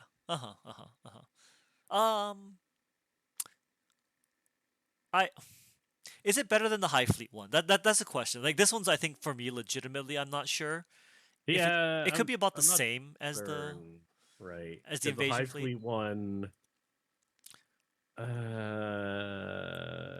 Yeah, it could be the same. Just because you can regen dudes back, but it can't be taken away. So I put it on the same. Yeah, it's like it's a 5. I think it's a 5. Pretty mid tier on this one, which isn't bad. So far, very few things have not gotten at least that halfway point. So that's not bad. All right, let's take a look at some enhancements here. Enhancements. Tyranid model, not a monster. Unit's bearer can regenerate up to twice per phase instead of once. Okay. The fact that you cannot put it on a monster is where this one goes wrong. So like I guess you're putting it on the Tyranid Prime or the Broodlord maybe, I guess, but they don't have a lot of wounds already. Right. So yeah. Next one is Instinctive Defense. While the bear is within 6 inches of one or more friendly harvester units. Heroic Intervention for 0 CP. In addition, while the bearer is within 6 of one or more harvester units, you get Fight First. Fight First is pretty nice. You have to be within the harvester unit, though. Yeah, you gotta be close to the harvester units. Yeah. That's kind of going to be a theme of a lot of this Tyranid book. Is it's got to be close to something with a friendly keyword. You could. Oh. Uh, Real quick correction on the regenerating one. Stark makes a point. It's you can regen 2d3 models. It's the model's unit, the bearer's unit, not just the bearer. The bearer's uh, unit can be regenerated twice per phase. So you're correct. On an endless swarm, you get back 2d3 models. Oh, he said then cool, 2 models come back. Yeah. Fair enough. That's fair. So okay, but yeah, all right. So it is on the unit. You could do it on more than just the model itself. Um, but yeah, second one was heroic intervention for free, and fights first ability. Pretty much got to be close to the harvesters. Third one is an aura. Friendly harvester models within 12 inches of the bearer when using Feed the Swarm ability. That's their main one. Swarm. You can regenerate one friendly tyranny. Oh, okay, 9. So basically, the for one harvester, you get a 9-inch effect instead of 6 inches, Eh, which is similar to one of the previous ones, which plus 3 inches. I guess it might help keep someone in range. right. Last one is parasitic biomorphology, +1 strength to melee weapons. First time the bearer's unit destroys an enemy unit in the fight phase while within 6 inches of a harvester unit. Until the end of battle, you add 1 to the attack's characteristic as well. So +1 strength, and if you complete the Space Wolf like specific Right. circumstances, you also get +1 attack. Don't forget plus. Yeah. Yeah. Which, yeah, I suppose. I don't know. This one's not like wowing me or anything. Right. I think you could probably use one if you have the points, but uh, you want to just I call don't. this I don't. Yeah. perfectly mid? This is kind of Little lower. yeah, slightly subpar. Yeah. You're gonna give this one a Yeah. 4. That's fair. I'm not even gonna fight you on that. I think it's good. I think I think it's very circumstantial, Yeah, but I think this is a interesting army if played right and in the right situation. But your opponent could also deny you a lot. right, Like right. Stark says none of these are auto includes. I right, absolutely agree. Yeah. Looking at this part so far, I'm starting to get the feeling that the guy who plays second with this probably caught people off guard because the book right. is so new. They probably didn't know what he was doing and didn't know to Because pick off the harvesters. yeah, right. You could just kill the harvester unit. Right, right. Yeah. Hmm. All right. Let's take a look at some strats. This is all our favorites here. Especially if you're taking Ripper Swarms just to give the harvester like ore out, you could just kill those Ripper Swarms pretty easily. Yeah, exactly. That's my thought too. Like normally you wouldn't think to kill the Ripper swarms, but if someone's Right. playing a simulation, you have to know that you want to kill the Ripper swarms. Yeah, and I'm assuming that his opponents just might not have been aware how this list worked because it's quite literally brand new. They probably just got caught off guard by it. 100% list is do you know my jank? Yeah, it's just a knowledge check. You're right. It's 100% a knowledge check. Right. All right, some strats here. All of their oh nope, they got a 2 CP. We'll get to that one. All right. Brood Guard Impulse.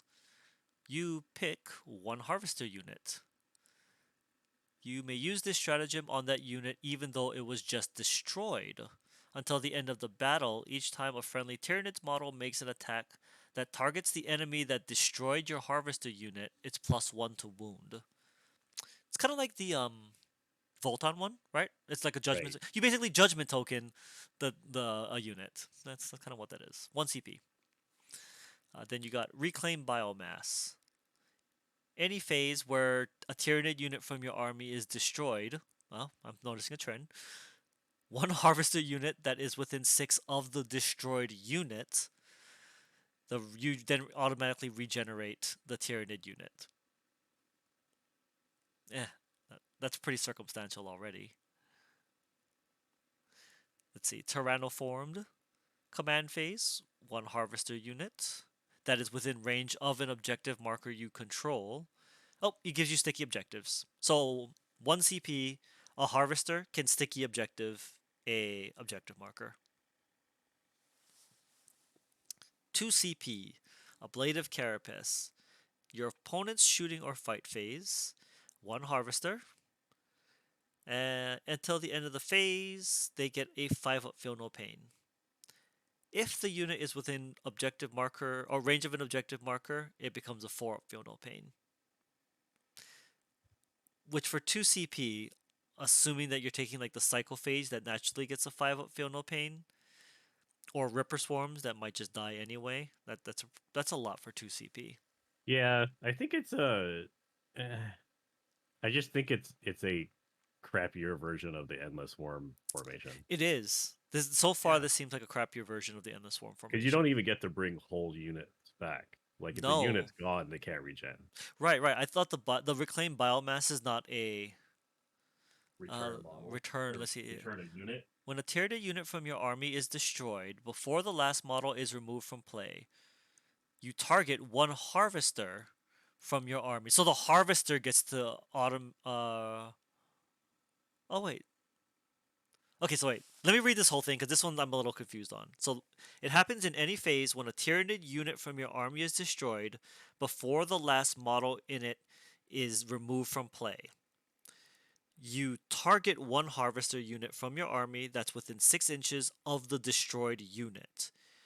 You immediately regenerate 1 friendly Tyranid unit within 6 inches of the harvester. Does that mean you can regenerate the unit that was destroyed? Is that what that's saying? No, No. So I no, basically have to have 3 units next to each other. The unit right, that's dying, the harvester, and a third unit that is going to be regenerated. right, God, that's okay. Yeah. Yeah. Stark says this is definitely the most finesse of the list. I agree. right. Like, It's very finesse. You have to set everything up, yeah. It's and both. you have to make sure. Right, It's a knowledge check and a finesse army. right. Okay. All right. Let's keep going with these. 1 CP. Fight phase.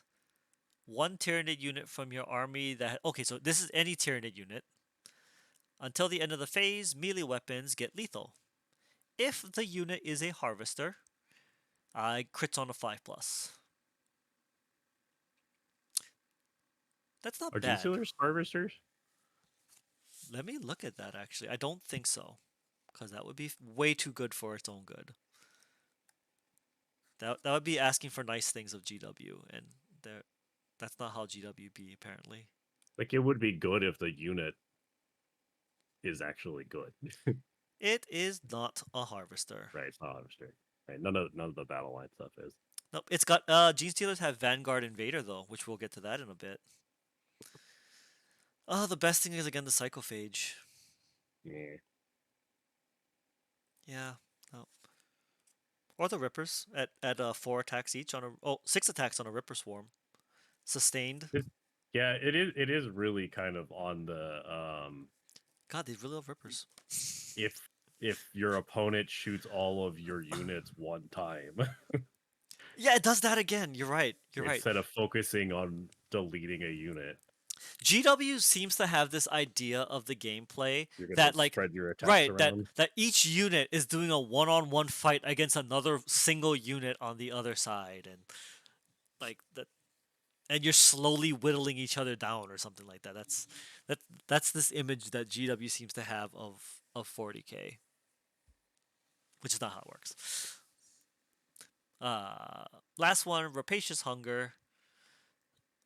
Let's see. Your unit, I mean, 1 CP regenerate. There you go. If you spend the CP to do this, if it's a harvester unit, they just auto generate 3 instead of D3. Okay. So yeah, I mean 1 CP to immediately trigger the regeneration. It's only in your fight phase though, so you can't just do this every phase. It's pretty limited.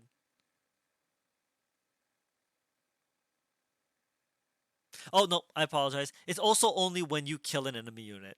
So you gotta kill an enemy unit, and then you basically eat them, You eat them, right? and then you heal immediately.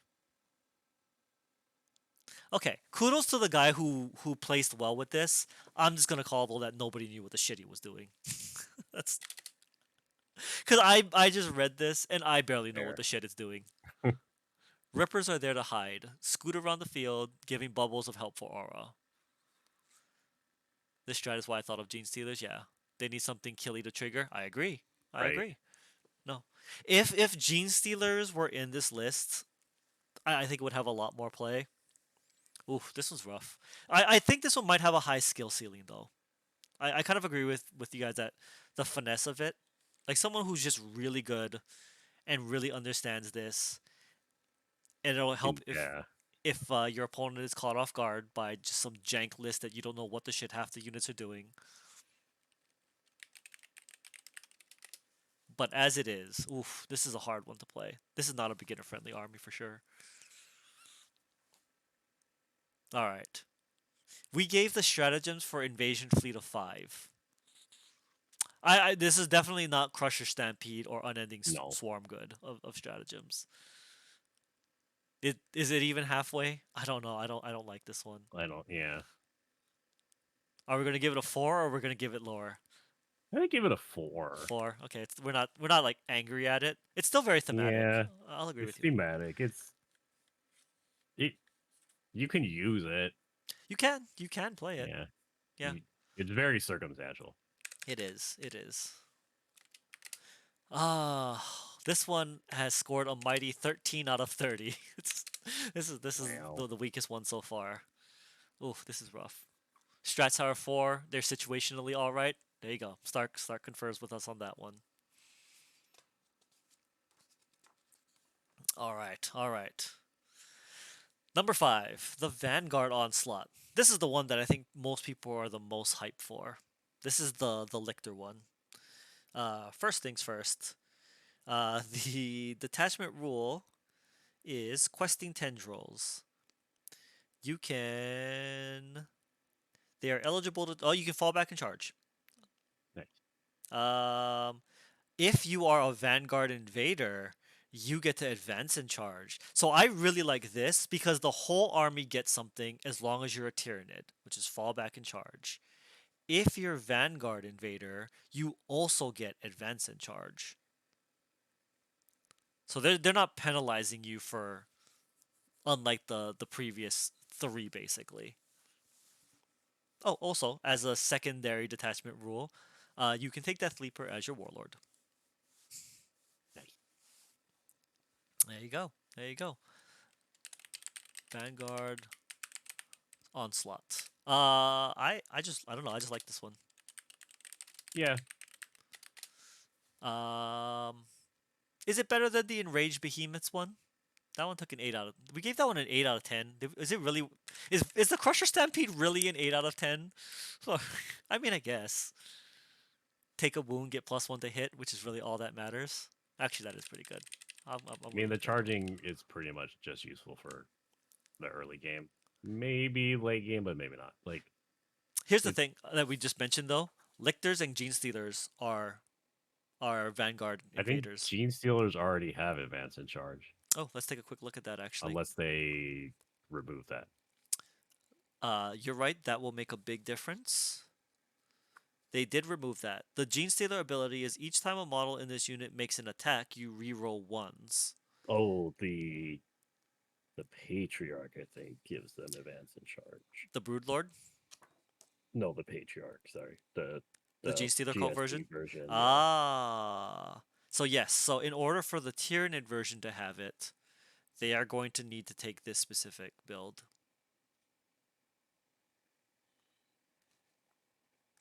Oh, nope. Sorry. Pure Strain Gene Stealers have it.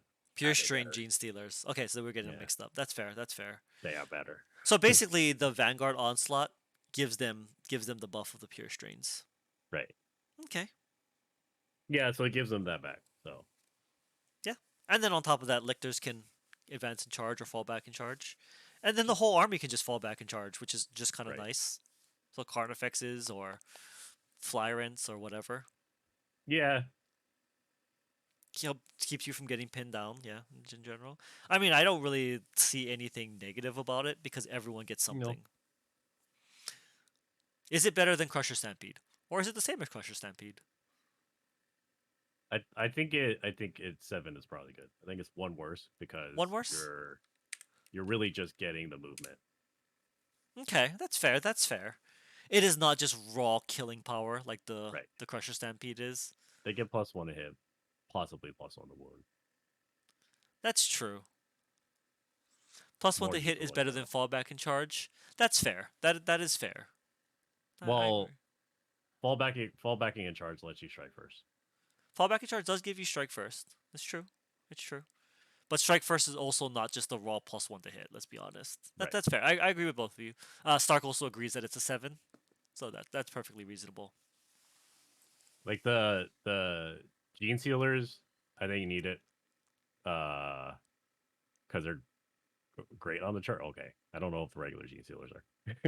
The pure strain are better on the charge, Pure strain are better on the charge. I believe. The questing tendrils, if you stack this on top of it, basically makes them pure strains with the rerolls though. That's Right. basically what it does. Does the Brood Lord? Oh, give anything? That's a good question. Yeah. Let's go and look The at that real the, quick. the Patriarch does. The Brood Lord gives devastating. Yeah. On the charge or That don't just devastating. yeah, same as a Same as the Patriarch. Patriarch. Okay. Yeah. And he's got a psychic power. So Yep. he has Cosmic Horror and Psychic Familiar. This one's got Hypnotic Gaze. -1 to get hit. Yeah. But yeah. No, this Brood Lords plus Gene Yeah. Stealers plus Advance in Charge with Right. Vanguard. Rerolling Yeah. ones.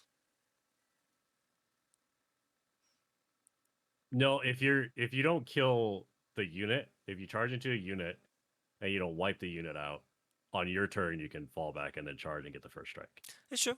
It's true. I mean, they basically have to survive 3 or 2 rounds of combat. I Stark guess Stark actually makes the point. The +1 to hit is for all attacks, it is for all shooting attacks. and Yeah. melee. Yeah, no, that's a good point because I forgot Like the shoot effects is still a thing. there is a lot of traps to the fallback and charge, but there are That points where I wanted the G Sealers to strike first on my turn uh-huh. would be when I was stuck in combat. So Uh-huh. Uh-huh. the only issue is then like if I fell back, charge the unit of Eldar, they're just gonna phantom. Oh, Oh yeah, if someone has movement tricks back on you, right. that's fair. You gotta be careful who you do it on. Because that's Yeah. what you did to me.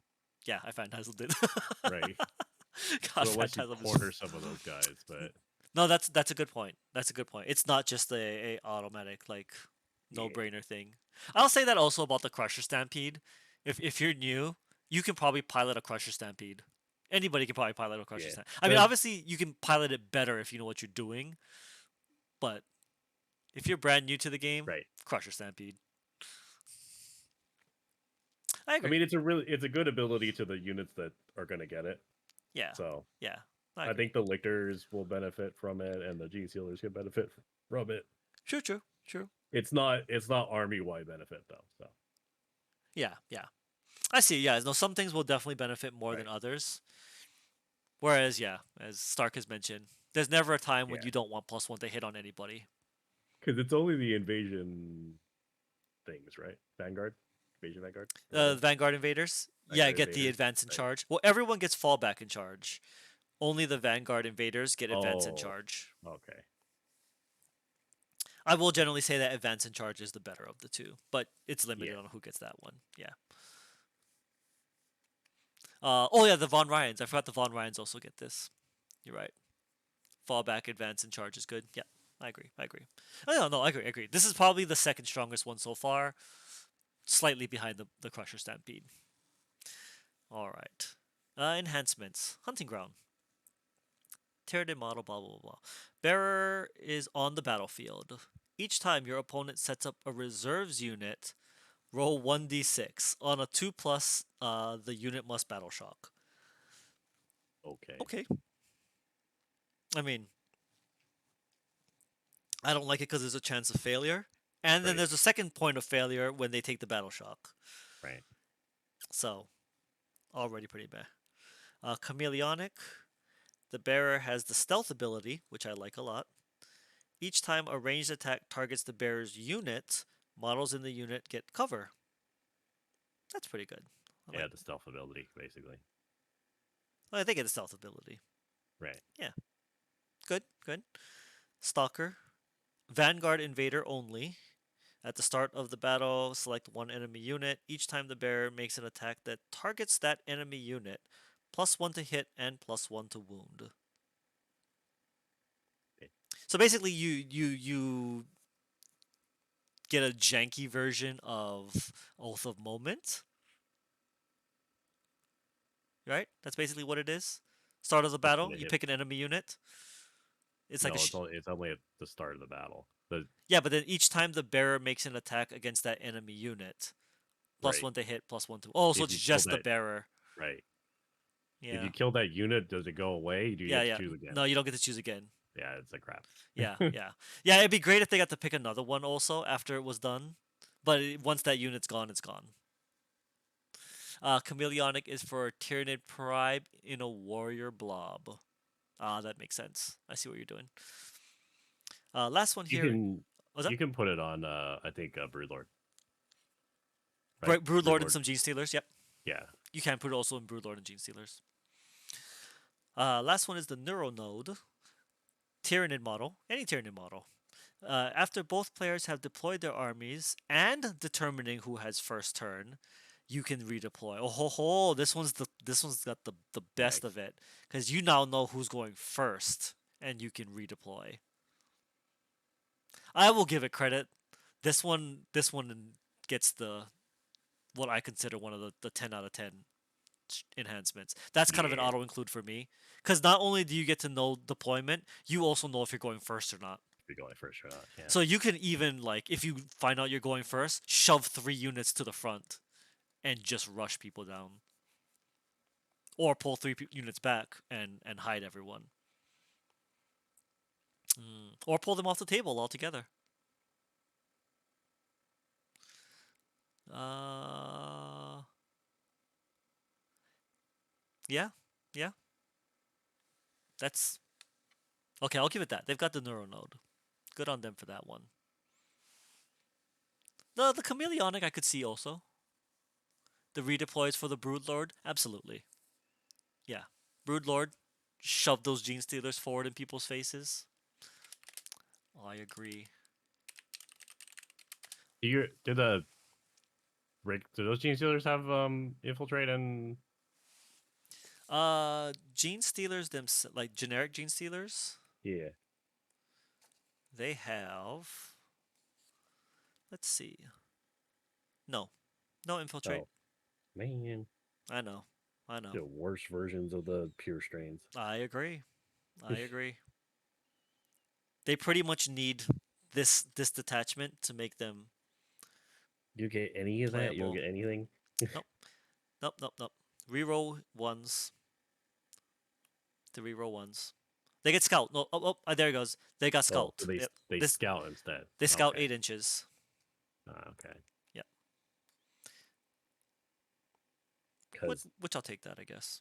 pure strains have deep strike and infiltrate. God, do they really? Yeah. They'd be And they have so. advantage charge. Oh, they'd be so good. That's because they're pure strain. I know. I know. I know. Yeah. Anyway. All right. All right. All right. I'm inclined to really like this on the basis of neural node and maybe chameleonic. Yeah. I mean, it's what, two that we use, two that you win. Two that you're gonna use, right? Yeah. So it's like middle or decent. I think it's pretty decent. I think it's pretty decent. Pretty decent. I don't think it's the unending swarm where we were just like all of these are amazing. Right.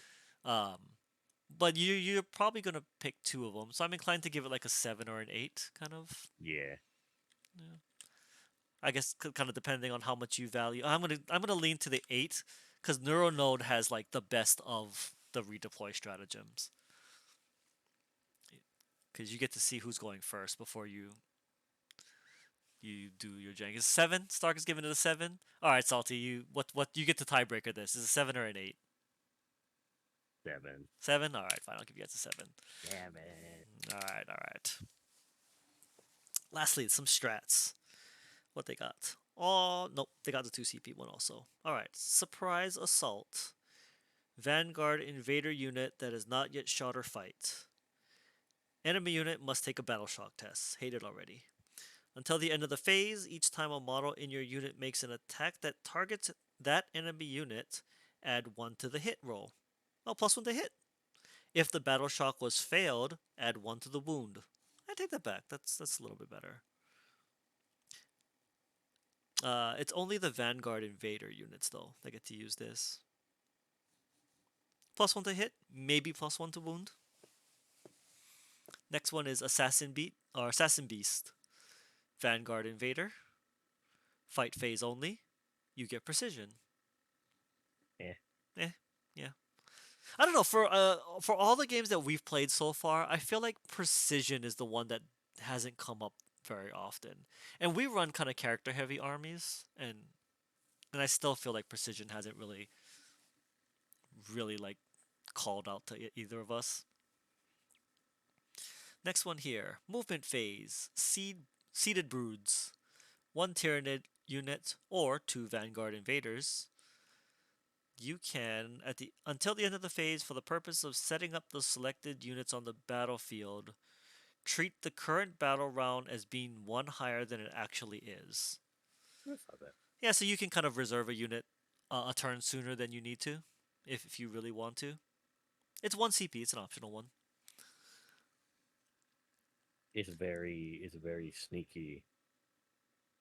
Oh, Stark did make the point, and I forgot about this. Shadows in the Warp being a battle shock test will trigger the failed battle shock to get the +1 wounds and the other enhanced abilities. That's fair. But Vanguard Onslaught does lean into that Shadows in the Warp ability. 2 CP Hypersensory Cilia. The opponent's movement phase just after the enemy unit ends a normal advance or fallback move. You take 2 Vanguard units from your army that are within 9 inches of the enemy unit, or 1 Tyranid within 9 inches of the enemy unit. Those selected units can make a normal move of 6 inches. You cannot target units that are within engagement range. So it's the reactionary move one. Right. The problem that I have with that one is the 2 in Vanguard Invader units is kind of a trap, because if you move by 1, they need to be within 9 of that enemy unit. It's not like you can do anything with the second half of that. So I feel like the 2 CP is a bit overrated on that one. Yeah, it's a little. Yeah. Stark makes the comment that this particular build plays like Chaos Knights, and I see what you're saying. Next one here, Unseen Lurkers. Opponent shooting phase, just after it picks targets, 1 Vanguard Invader unit that was selected as the target. Until the end of the phase, you can only be selected by shooting ranged attacks if the attacking model is within 12. Or if your unit has the lone operative ability, the attacking model now must be within 6. Opponents do get to pick new targets, so Basically gives them. yeah, it basically gives them stealth. Yep. Yeah. Last one, Invisible Hunter, 2 Vanguard Invader or 1 Tyranid. At the end of the opponent's fight phase, you remove the targeted unit from the battlefield and place them back into strategic reserves. Okay. 1? 2 Vanguard or 1 Tyranid. Oh, okay. You cannot pull them out of close combat though. Right. Yep. But it's put you back in reserve. Right. For 1 CP though. Yeah, sure. Yeah, for 1 CP is not bad. Yeah, it's at the opponent's fight phase, so you immediately are coming back. Right. On your phase. That one I actually So like. if they're out of position, you can redeploy. Yeah, or if you need to snag Right. a backfield objective or something, you can pull a unit. But they have to come off of the edge. Oh, you're right, because they don't have deep strike. Right. Ah, if they had deep strike, that would be so fantastic. You know, like pure strains. You mean like pure strains? Like pure strains. If pure strains were the gene stealer that was in this unit, I would say that absolutely this Vanguard detachment has like potential to be competitive. They're dirty gene stealers. They're not pure gene stealers. They are not. They are not. They're dirty, dirty hobo stealers. It's a free to redeploy after murdering something, and by free you mean 1 CP. It is a free redeploy. I will not downplay free It's a redeploys. redeploy, right? It's It's good. this whole Vanguard onslaught. It's two things. Has a lot of A redeploy lot tricks, jumpy. a Yeah. lot of jumpy, but it also does lean into that turn when you pop shadows in the warp Right. and make everyone battle shock check. Or if you have things like the Screamer Killer that you can force battle shock checks and things like that. Oh, yeah. So yeah, I feel like you kind of want to have a combination of that, like Gene Stealers, some Lictors popping up, and then just a whole bunch of terror causing things. Ah, okay. The strats are better than the Assimilation Swarm. I'm pretty confident on that. Yeah. It's not as good as Crusher Stampede. It's not as good as Crusher Stampede. It's is it better than Unending Swarm? I don't think it's good as it. No, not as good as Unending Swarm. Better than Invasion, about as par with Invasion Fleet. I would say. Yeah. Cause it's got like tricks on this one. You can use it. I think yeah, the Lictor list or the Lictor Gene Stealer like sneaky list is pretty fun. I agree. I Yeah. agree. I agree. It's more fun than Invasion Fleet, which I think we're already going to score it higher than that. Which I agree. Right. Yeah, yeah. But I agree. The detachment rule and the enhancements are where it's at on this one, and then the Yeah. strats are just nice to haves. Better than Invasion. I agree. Better than Invasion. 5 or 6.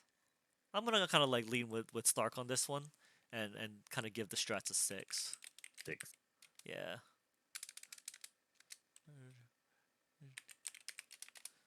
Yeah. Which totals this one up to an even 20 out of 30. So it's on par with what we gave Crusher Stampede, which is actually pretty fair. Like, apparently we really rated Unending Swarm highly. It's those enhancements. The enhancements. The Those, enhancements gave it those a lot. enhancements were so good. That's not wrong too. Yeah. I don't know. This one's got the neural node. You're right though. It's got even more enhancements though on the Right. Unending Swarm. Like you had options. I think Unending Swarm is fun. I just don't know How anyone's gonna paint that one. right. I agree. I agree. I think you can overload your opponent with mob. So, I think there's some armies that could not deal with the amount of miniatures you put on the field in yeah, Unending Swarm. the enhancement is throwing it off on the the enhancement is throwing the curve off. Oh, all right. Are we so enhancements should not be rated on a 1 to 10? You know what? That's kind of fair actually. I think that's fair cuz enhancements, you're right, are not the biggest thing. It's stratagems and then the core rule with the army. So we could make this out of 25 and just basically cut all the enhancement scores in half. Would that be pretty fair? What do you think, Yeah. Salty? So that'll be out of 25 total. Be out of 25. Yeah. All right, so we're gonna. I'm just gonna like flat cut the enhancements in half. Oh, Crusher Stampede enhancements are a 3. Are we gonna give it a 1 or a 2? I don't think it's worthy of a 1. I'm gonna give it a 2. It's not Space Wolf bad. So that one goes down to a 19. That actually helps a lot. Unending Swarm is a 9. I don't think it's a 5 though. We're gonna give that one a 4. It is good. That will actually take this down to a 16. Simulation Swarm is gonna get a 2. That will take that to a 11. And this will get... I'm going to executive decision this one to be a 4 also. I really like that. Getting to redeploy after I know who goes first or second. But that still only makes this a 17. There we go. There we go. Actually, so just for clarification, I'm going to go 5 out of 10, 3 out of 5. So I'll just so people can see. 6 out of 10, 4 out of 5, 6 out of 10, 5, 10, 2, 5, 4 out of 10, and then 7, 10, 4, 5, 6 out of 10. There we go, there we go. Alright, we got one last one left. Synaptic Nexus. This is the one that I want to play.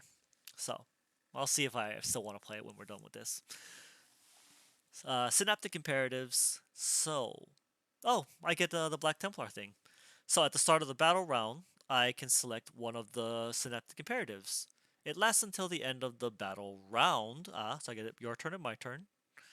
The imperative is active for the army, as long as you're in synapse range. Okay, so you got to be within synapse range. I can get a 5+ invuln save. I can add 1 to advance and charge rolls, and I can get +1 to melee attacks, which is Tyranids, so that's fine. Just gotta lean into melee on that one. Yeah, so it's basically the Space Marine thing. Right. So 3 times a game, you get one of your things. I'm sure there's a strat that's gonna let me manipulate that. You're always gonna be in synapse range because all the psychic bugs are synapse. You are correct, which is pretty much the idea of this one. All right. I mean, I have no problem with this one. And that's why NAPTIC Synaptic Nexus.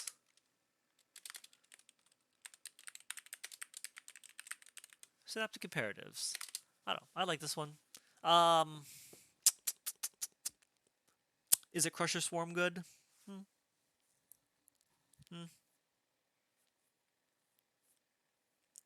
5 up invulnerable is really nice. +1 to advance and charge is just okay. +1 to hit in melee is going to be good because you're obviously going to build into that. It does not give you +1 to hit on your psychic attacks though that are range. It's a little sad because you're going to have some of that. It does hit your whole army without question. Yeah, you don't have to worry about that. It's just going to hit your whole army without having to like overly think about it. I'm leaning towards like a 7 or an 8. Yeah. Yeah.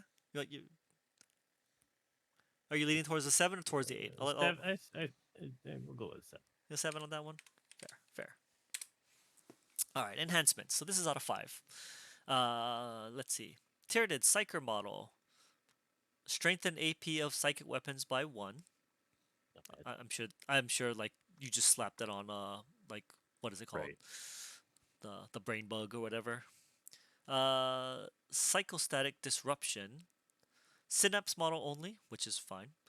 Enemy units that arrive on the battlefield from reserves, 12-inch bubble instead of the normal 9. So you cannot get flamered at least.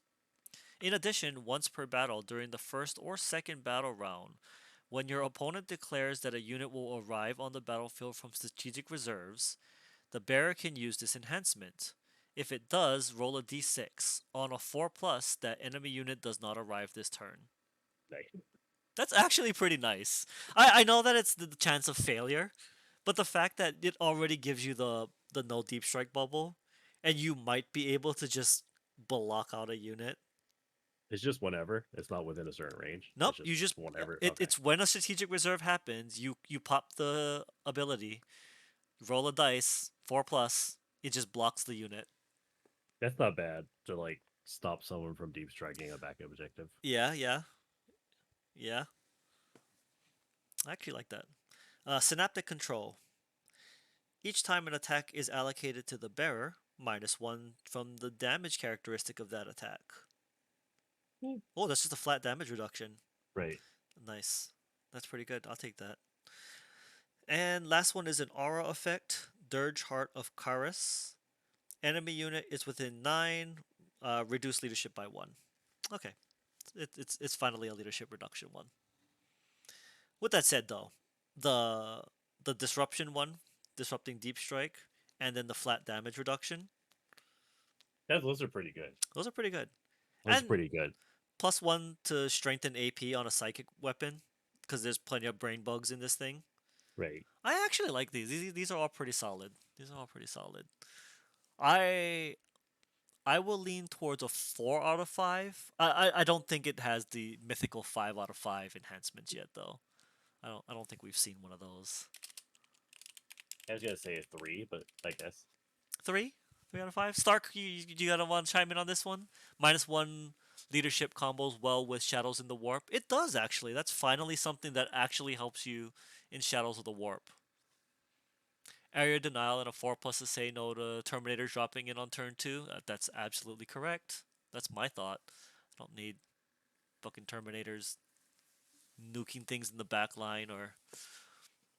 like you put him in a Corvus Black. Oh, you could. That's a reserve though. I could block your flyer from No, showing up. it's not if you hover it. Oh, if you hover it? Yeah, you Yeah. can hover it. Tell me how much these ones cost. So we have agreed that we're not going to go by points on the basis that GW is just going to change the points later. I think you're talking about the stratagem costs.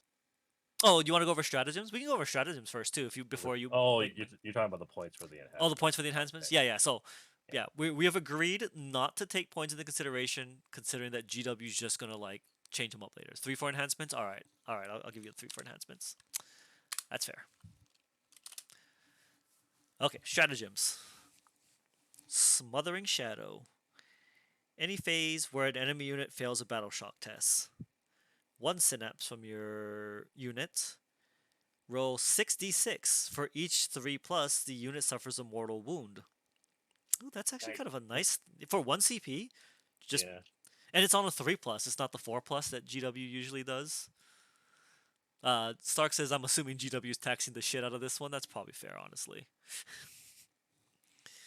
Smothering Shadow though, I could pop that. I like that. 66 is like a mini Zeech's Firestorm, and I love Zeech's Firestorm. Synaptic Channeling, 1 About half a Demon synapse. Prince. Yeah, it's like half a Demon Prince. Yeah. Until the end of the turn, when a friendly Tyranid unit within 9 of the selected units. It just makes a unit in synapse range. 1 CP. Oh, okay. Yeah, basically it just extends out the synapse range so that way like they're now in synapse range. Yeah, I'll take that. Irresistible Will, shooting or fight, 1 synapse from your army, and 1 enemy unit within 24 invisible. Until What the end was of the it? That was already talked about. phase, Oh, I each. guess because it's 66. Sorry. Yeah, 66. Yeah. If the attacking model's unit is within 6 of your synapse, you re-roll hits of 1 and re-roll wounds of 1. Okay. Gives you a bit of a ghetto re-roll. Let's see here. Reinforced Hive Node. Opponent shooting phase or the fight phase. Until the end of the phase, each time an attack targets your unit, reduce the AP. Oh, it's Armor of Contempt. They get Armor of Contempt for Synapse creatures. Imperative Dominance, 1 CP. Your command phase. Select 1 synaptic. There you go. You pick a synaptic imperative. Even if it's already been active this battle, until the start of your next command phase, it does the Space Marine thing. You can turn on a synaptic imperative for 1 unit. Override Instincts, movement phase. You can shoot and charge. How 1 CP for a free shoot and charge? So you fall back. Okay. Oh, so it's so 1 Tyranid unit that made a fallback move, you can shoot and charge for 1 CP. So it's ghetto fallback and charge essentially, or fallback and shoot. 66 on a 3+ is 4 mortal wounds. 1 CP for 2 dead Marines. Honestly, 1 CP for 3 mortal wounds was the Thousand Suns basically old school smite. So I mean, 1 for 4, potentially more. Not Demon bad. Prince gets 10d6 on a charge at full health. At full For health. free every turn. If you could fall back and charge, but Yeah, right. But it's also only the Chaos Demon Prince. The World Eaters and the Thousand Sun ones don't do that. They have other things they do. But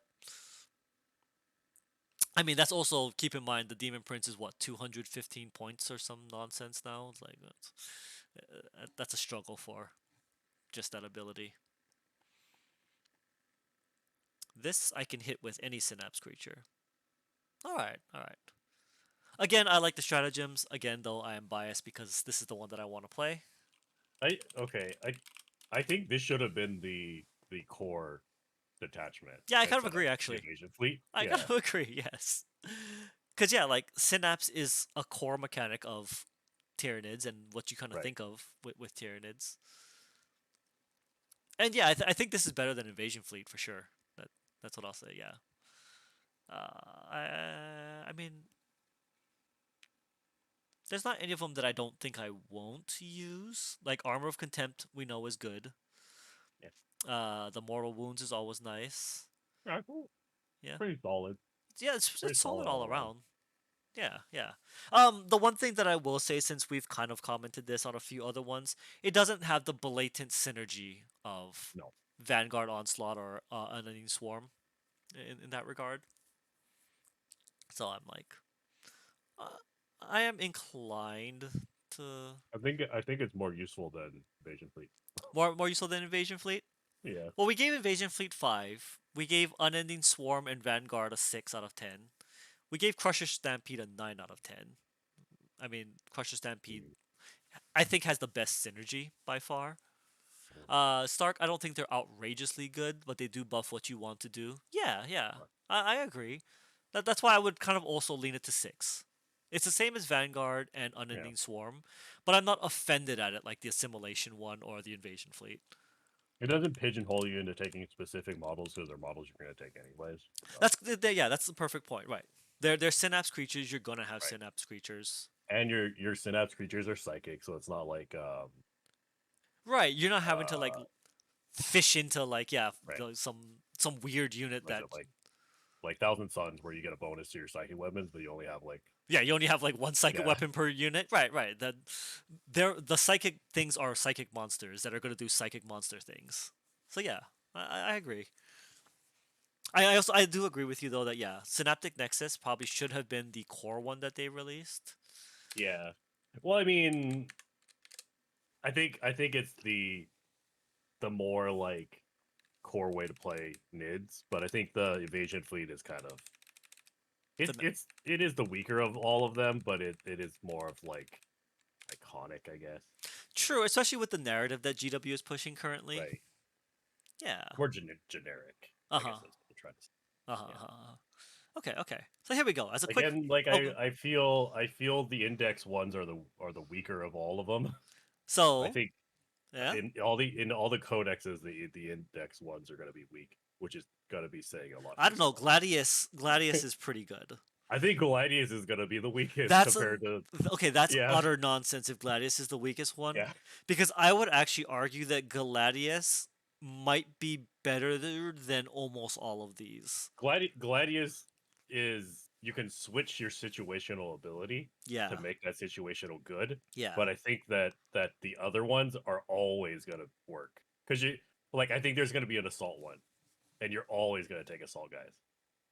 Hmm. It's going to be very like specialized, and but you're going to use those models anyways. Where Gladius is the kind of catch all.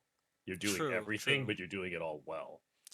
Here's the thing I And, will say also in response to that though. The Blood Angels one is apparently just trash. Like nobody likes the Blood Angels one.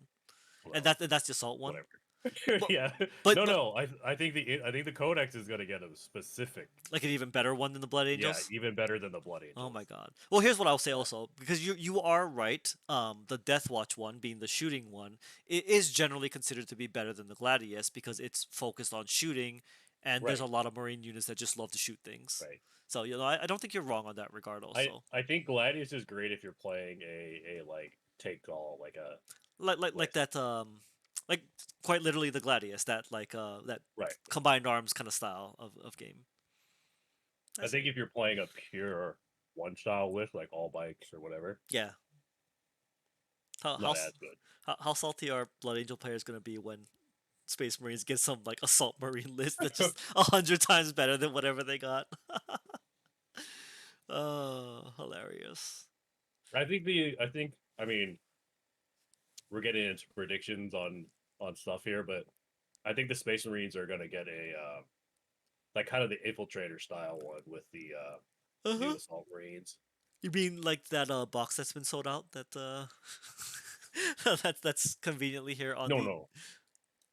Well, yeah, that too. Like I think the Phobos armor, yeah, like the but Phobos also armor like some. yeah, the assault marines are gonna get a lot of like deployment shenanigans. Right. Like this Vanguard task force here that's sitting on GW's website for now $140. That's not worth $140. But yeah. I Um, this was the last one, right? that was the last one. Yes. So we have done all six. So as a quick recap, the best in order from top to bottom, Crusher Stampede scored a 19 out of 30. Stark commented that 140 is not worth it. I agree. I have Uh, twice that many models, I think, for $200. That's right, or right. something. You could also have bought half of the Shadow Spear box for basically $100 and have three more models because it doesn't have the aggressors in it. Uh, oh, that's right. Everything is out of 25. I forgot the. So yeah, so Crusher Stampede is 19 out of 25. That is the best. That is the best, which is actually a pretty solid score. Second place, we got Vanguard Onslaught. That's just the we do like Vanguard Onslaught, 17 out of 25. Then tied for third is the Synaptic Nexus and the Unending Swarm at 16. Then Invasion Fleet got a 13. And lastly, the Assimilation Swarm at 11. That 11 is pretty sad. Yeah. I mean that's pretty solid list. Even like though I think the the Crusher Stampede is fun and it's a cool army. I don't think it's very like competitive because like the Chunky Boys are cool, but the army doesn't do much to help the Chunky Boys. Right, right. We should probably, for anybody who has not already watched the last 2 years of our content, we're not a tournament. We're not here for tournaments. There are many channels that do the tournament thing 100 times better than us. We do not imply that we are tournament players. This is more of a like what your average player playing these lists. Because yeah, like I agree with like Vanguard, like someone with a very high skill ceiling could probably do some Right. pretty amazing things with that one. Same with even the Assimilation Swarm. We have it at 11, but I'm Very sure, yeah, yeah. like a really skilled player who's very well practiced at it could probably do some like jank tricks with it. I And think the Unending Swarm is a fun list. Like it's in your face. It's a bunch of little dudes getting in your face as fast as possible. mm-hmm. But like he's a competitive. I don't know. I don't know. It some of these are also like army checks. Like, can Right. you kill 120 guns? Do you know what the assimilation Right. swarm is doing? We barely do, and we read the I rules. will I will say that none of these are like automatically the best. Yeah. Not like ninth edition where it's this is the only thing you take. Like you take Oh yeah. Oh yeah. right. If you're None comparing of it to these are like auto ninth attack. edition, Right. yeah, where there was no reason to play Tyranids unless you were playing Crusher Right. Stampede. 100%. No, you could reasonably play all of these, even Assimilation Swarm, which, as I keep mentioning, is the only one that came second at a tournament. So Right. knock yourself out. You were telling me about the tournament that did like the limited one of each data sheet. Yeah, there's been people running Yeah. some like weird trick restrictions on tournaments. Yeah, one of them being you can only have one of each data sheet, which I guess makes Volton unplayable, but like Whoa, you get 5 models. in 5 units, Six units, something like that. something. I think. Might not be able to do 2,000. I don't know. I'd have Yeah, to add that up. 2000. But I'd have to add that up. Oh, right, right. Can't even do that. Oh, okay. You can't do that with knights. I was about to say. You got Knights? No, you got every two knight you is a got two different knight. different right. You got two different arbiters. So Yeah, you have two armigers, and I think you have like four or five more. medium knights. Plus, Canis Rex is a different Right, right. unit than the big one, so you can Yeah, do it with knights. All right, so Stark says he's going with Nexus, Crusher, or Vanguard can do well in an RTT. You're gonna have to sweat a bit to get to that top spot. You are gonna have to sweat with this Tyranid army. This is not you're not Eldar. You're not getting handed any wins with this. But I agree. Nexus, Crusher, Vanguard, definitely has some play on it. And yeah, and this is also not to say that Assimilation, Unending, or just your basic invasion fleet could not steal a few games from people. I mean, And I think Crusher would have gotten swept by pre-nerf GSC, but that's true. We also have to remember that this is post nerf a lot of right, things. Like Assimilation, Unending Swarm would have sucked if right. Devastating Wounds spilled, which they no longer do. I no longer, yeah. So that definitely gave Unending Swarm quite a bit of a buff. Yeah, it is a good. It is. Stark says this codex isn't going to make anyone bad. That's It's a true. good That's codex true. for friendly games. That's true. It's the detachments are like, do you want to play this way? Yes. And Here, this is going to theme the way you play it. yes. I do agree also, like, just because the other armies with index only, we're not just salty Right, that Tyranids are just like right. worlds better than anyone else. It's not if you take these models, your whole army gets 4 of feel no pain. Yeah, it's not that shit. No. We're gonna have to wait 1 month for the Space Marine Codex before that horse shit comes out. Whoa, whoa, I just whoa. look. I'm just saying we both have Space Marine armies. Okay, we're gonna both benefit from this in a second. We'll see Right. how we feel about that. But yeah, not power wise, surprise. Okay, I'll give GW credit. That's I don't feel the offensive power creep that I was I actually don't. worried Oh yeah, about. yeah. I don't think it's a. I don't think it's unbalanced. I don't think it made. I don't think it's going to make Nids any better than they were. Yeah, they're not better than they. With that said, Nids were upper mid tier, I Right. think. I Right? think it gives you more options. Whoa, It, whoa. it does. One Carmine tells me you're either 50 or loser. Well, okay. So with that in mind, 49% is loser. Fortnite. I think Nids were 49 is the first 50. of the losers.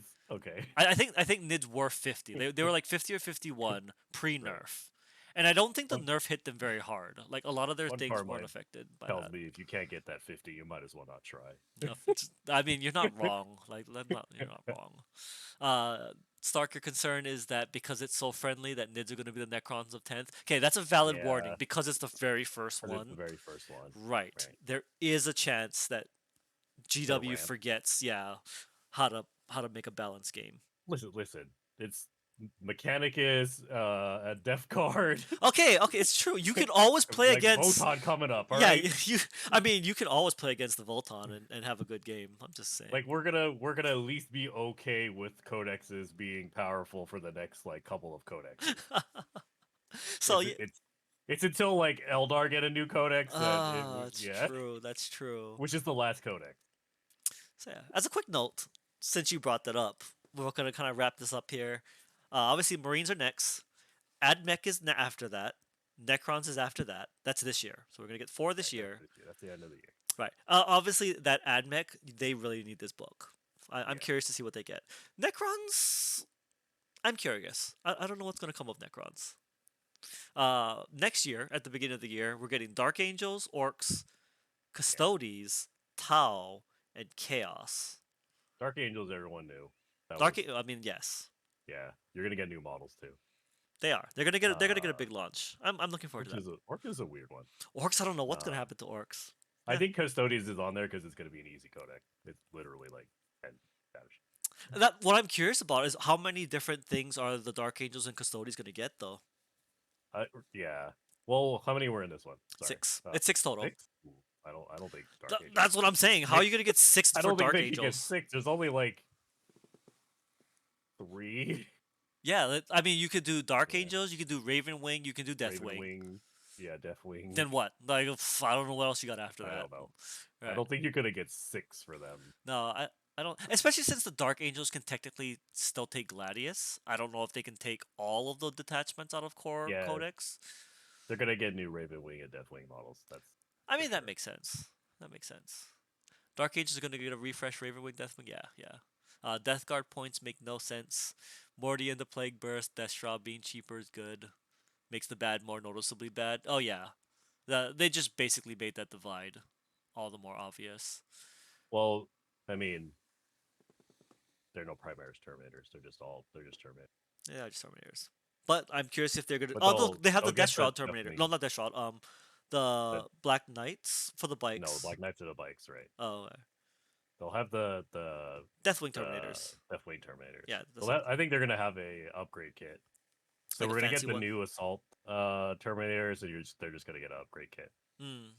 They Wait, might get specific ones. isn't there a fancy Deathwing that have like the flails or something like that? Yeah. Yeah, whatever those people are called. Yeah. Like they might get a special that unit. Uh, I I mean GW could make a new sprue for them. Fair. They could. Because they don't really need the bikes, because they could just put an upgrade sprue to make the Primaris bikes Oh, the new bikes, yeah. Just or give them Black Knights. Yeah. some fancy bits, some extra arms with different Right. weapons.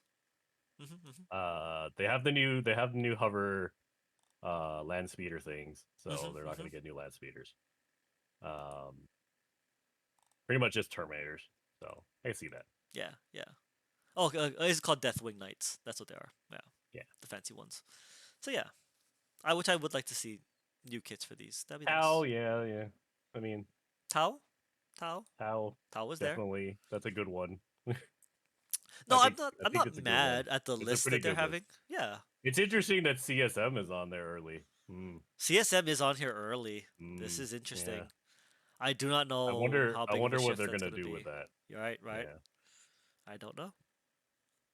I wonder if they're gonna have God specific lists. I think they're going to get away with from that. That's what I really hope. Really? Yeah. Well, I'm also gonna call Lucius is not in that book. I don't think now. Lucius is gonna. Well, that's true. Because with EC coming out, Eh. I think they're not gonna put Lucius in that book. He is a legacy model, so he may not be in that book. Right. That's what I'm saying. Until they re-release the whole thing next year. I mean, I don't think they're gonna go, because they stated they're not going to be chapter specific. Right. I think CSM book is gonna turn into Renegades again. All the new models will be Mechanical Demon Prince guy. Oh, Vashtor! I want my Vashtor army. That is the army I want to build too. That might be next year's project. Is the Vashtor I don't think army. I don't think they're getting new models. They might get something. I don't think they're GW wants to sell. No, GW wants to sell you stuff. Do not doubt. they're gonna get any new models. Do not doubt GW's desire to sell you things. If anything, they're gonna give you models that we already have. They upgraded that line, so that they may rebox models. The Oblitz will finally get sold as an actual Oblit kit. Yeah, Tal's not getting anything new. You are completely forgetting how much GW wants you to buy shit. They're gonna get a character. Everyone gets one character. No, Tal's not gonna get anything new. I guarantee it. Calling it right now. We're archiving this on YouTube in a bit. Everyone's I don't think Custodians are gonna get anything new anything new. Okay, that's a hard one. I don't think Orcs is gonna get anything new. Orcs will get something. I guarantee Orcs will get something. They might get like a war boss or something. Yeah. Like one character or something. Orcs maybe. Orcs is iffy. You are completely forgetting how much GW wants you to buy shit. I think GW is just trying to push these codexes out. That's not how GW works. No, that is not how GW works. They will not release books. They want you to buy models. There's a bunch of AOS books that got released without new models. That's because they don't give a shit about AOS. You know this. I don't think that also anything new. I think every AOS book has released alongside a model at minimum. No. Well, okay. At minimum. The freaking KO got the guy from the book. Yeah. Everyone has gotten a model at minimum. Like, no one takes him, but they got him. I didn't say they would be good. Right. I just said they'd be a miniature. No one takes the guy from the book, but just because they don't take him doesn't mean they didn't release something. Bone Reapers didn't get anything. Did they? They did. They got a character. They got one dude. They got one character. There's always one character. No one takes him either. Yeah, I know. Again, it doesn't mean they're good. Yeah, I think maybe Chaos Space Marines might. A character. I don't think Tal's got anything. Soulblight got the stuff from the board game. Yeah. Soulblight also got the what's it called? You can't get models that already existed. Soulblight got the fancy model for renewing my Warhammer Plus. You could Plus. use these models we already made in your army now. Yeah. They Thanks. gave him rules. They gave him whole rules. I don't think Custodes are gonna get anything new. That one is pretty hard. I'm curious to see if they get something. They could take those If Forge World models and they make could, them not that's shitty, what I was about to say. They could include like the Ford World a model, plastic Telemon. That'd be real right? nice, actually. Or the transport Or or the vehicle. transport, yes. Right. They could make some They could do plastic that. ass Okay, they things. could do that. I'll give them that.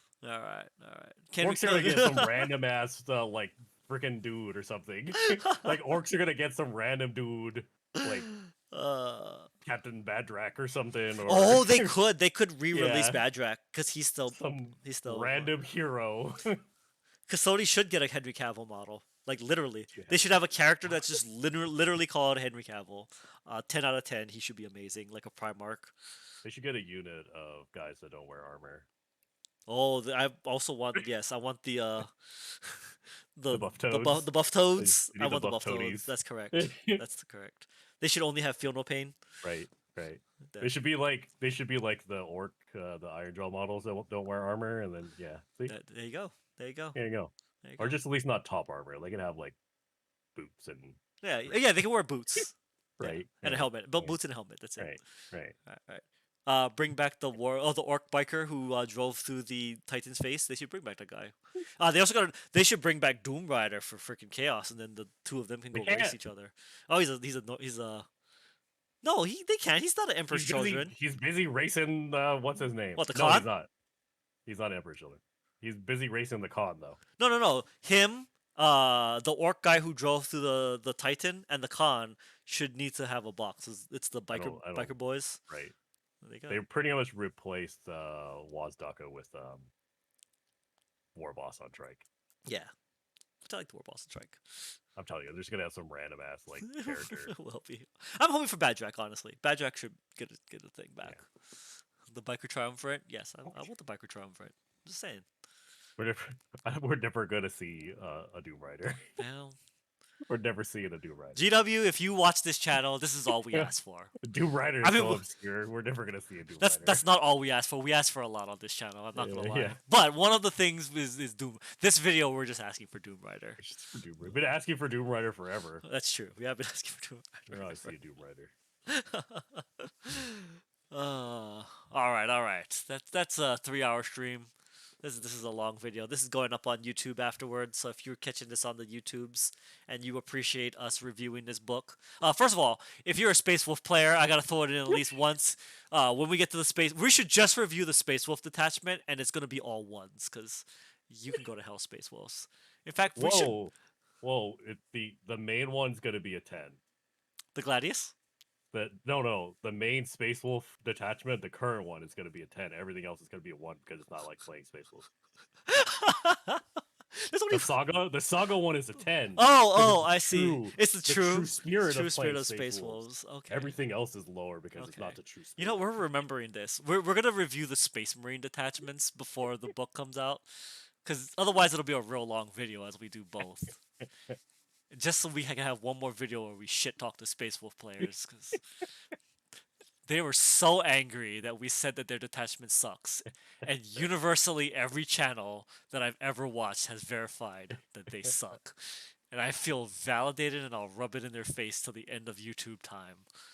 Hate those fuckers. All right, we're gonna call it here. Stark, thanks for hanging out. We appreciate your insight on the NIDs. I will be building NIDs. You should build Crusher Stampede though. I agree. I know that was your plan a while back. I think it's time to revisit this plan. And we will see you next week with definitely playing Baldur's Gate, assuming that Ren doesn't bitch out. Call it out on that. Yep, gonna go back to the Underdark, dick over the family. And then we'll be back one more time when the Space Marine Codex comes out for our review of Space Marines. So, cool. Appreciate it, everybody. We will see you all later. Later. Peace out.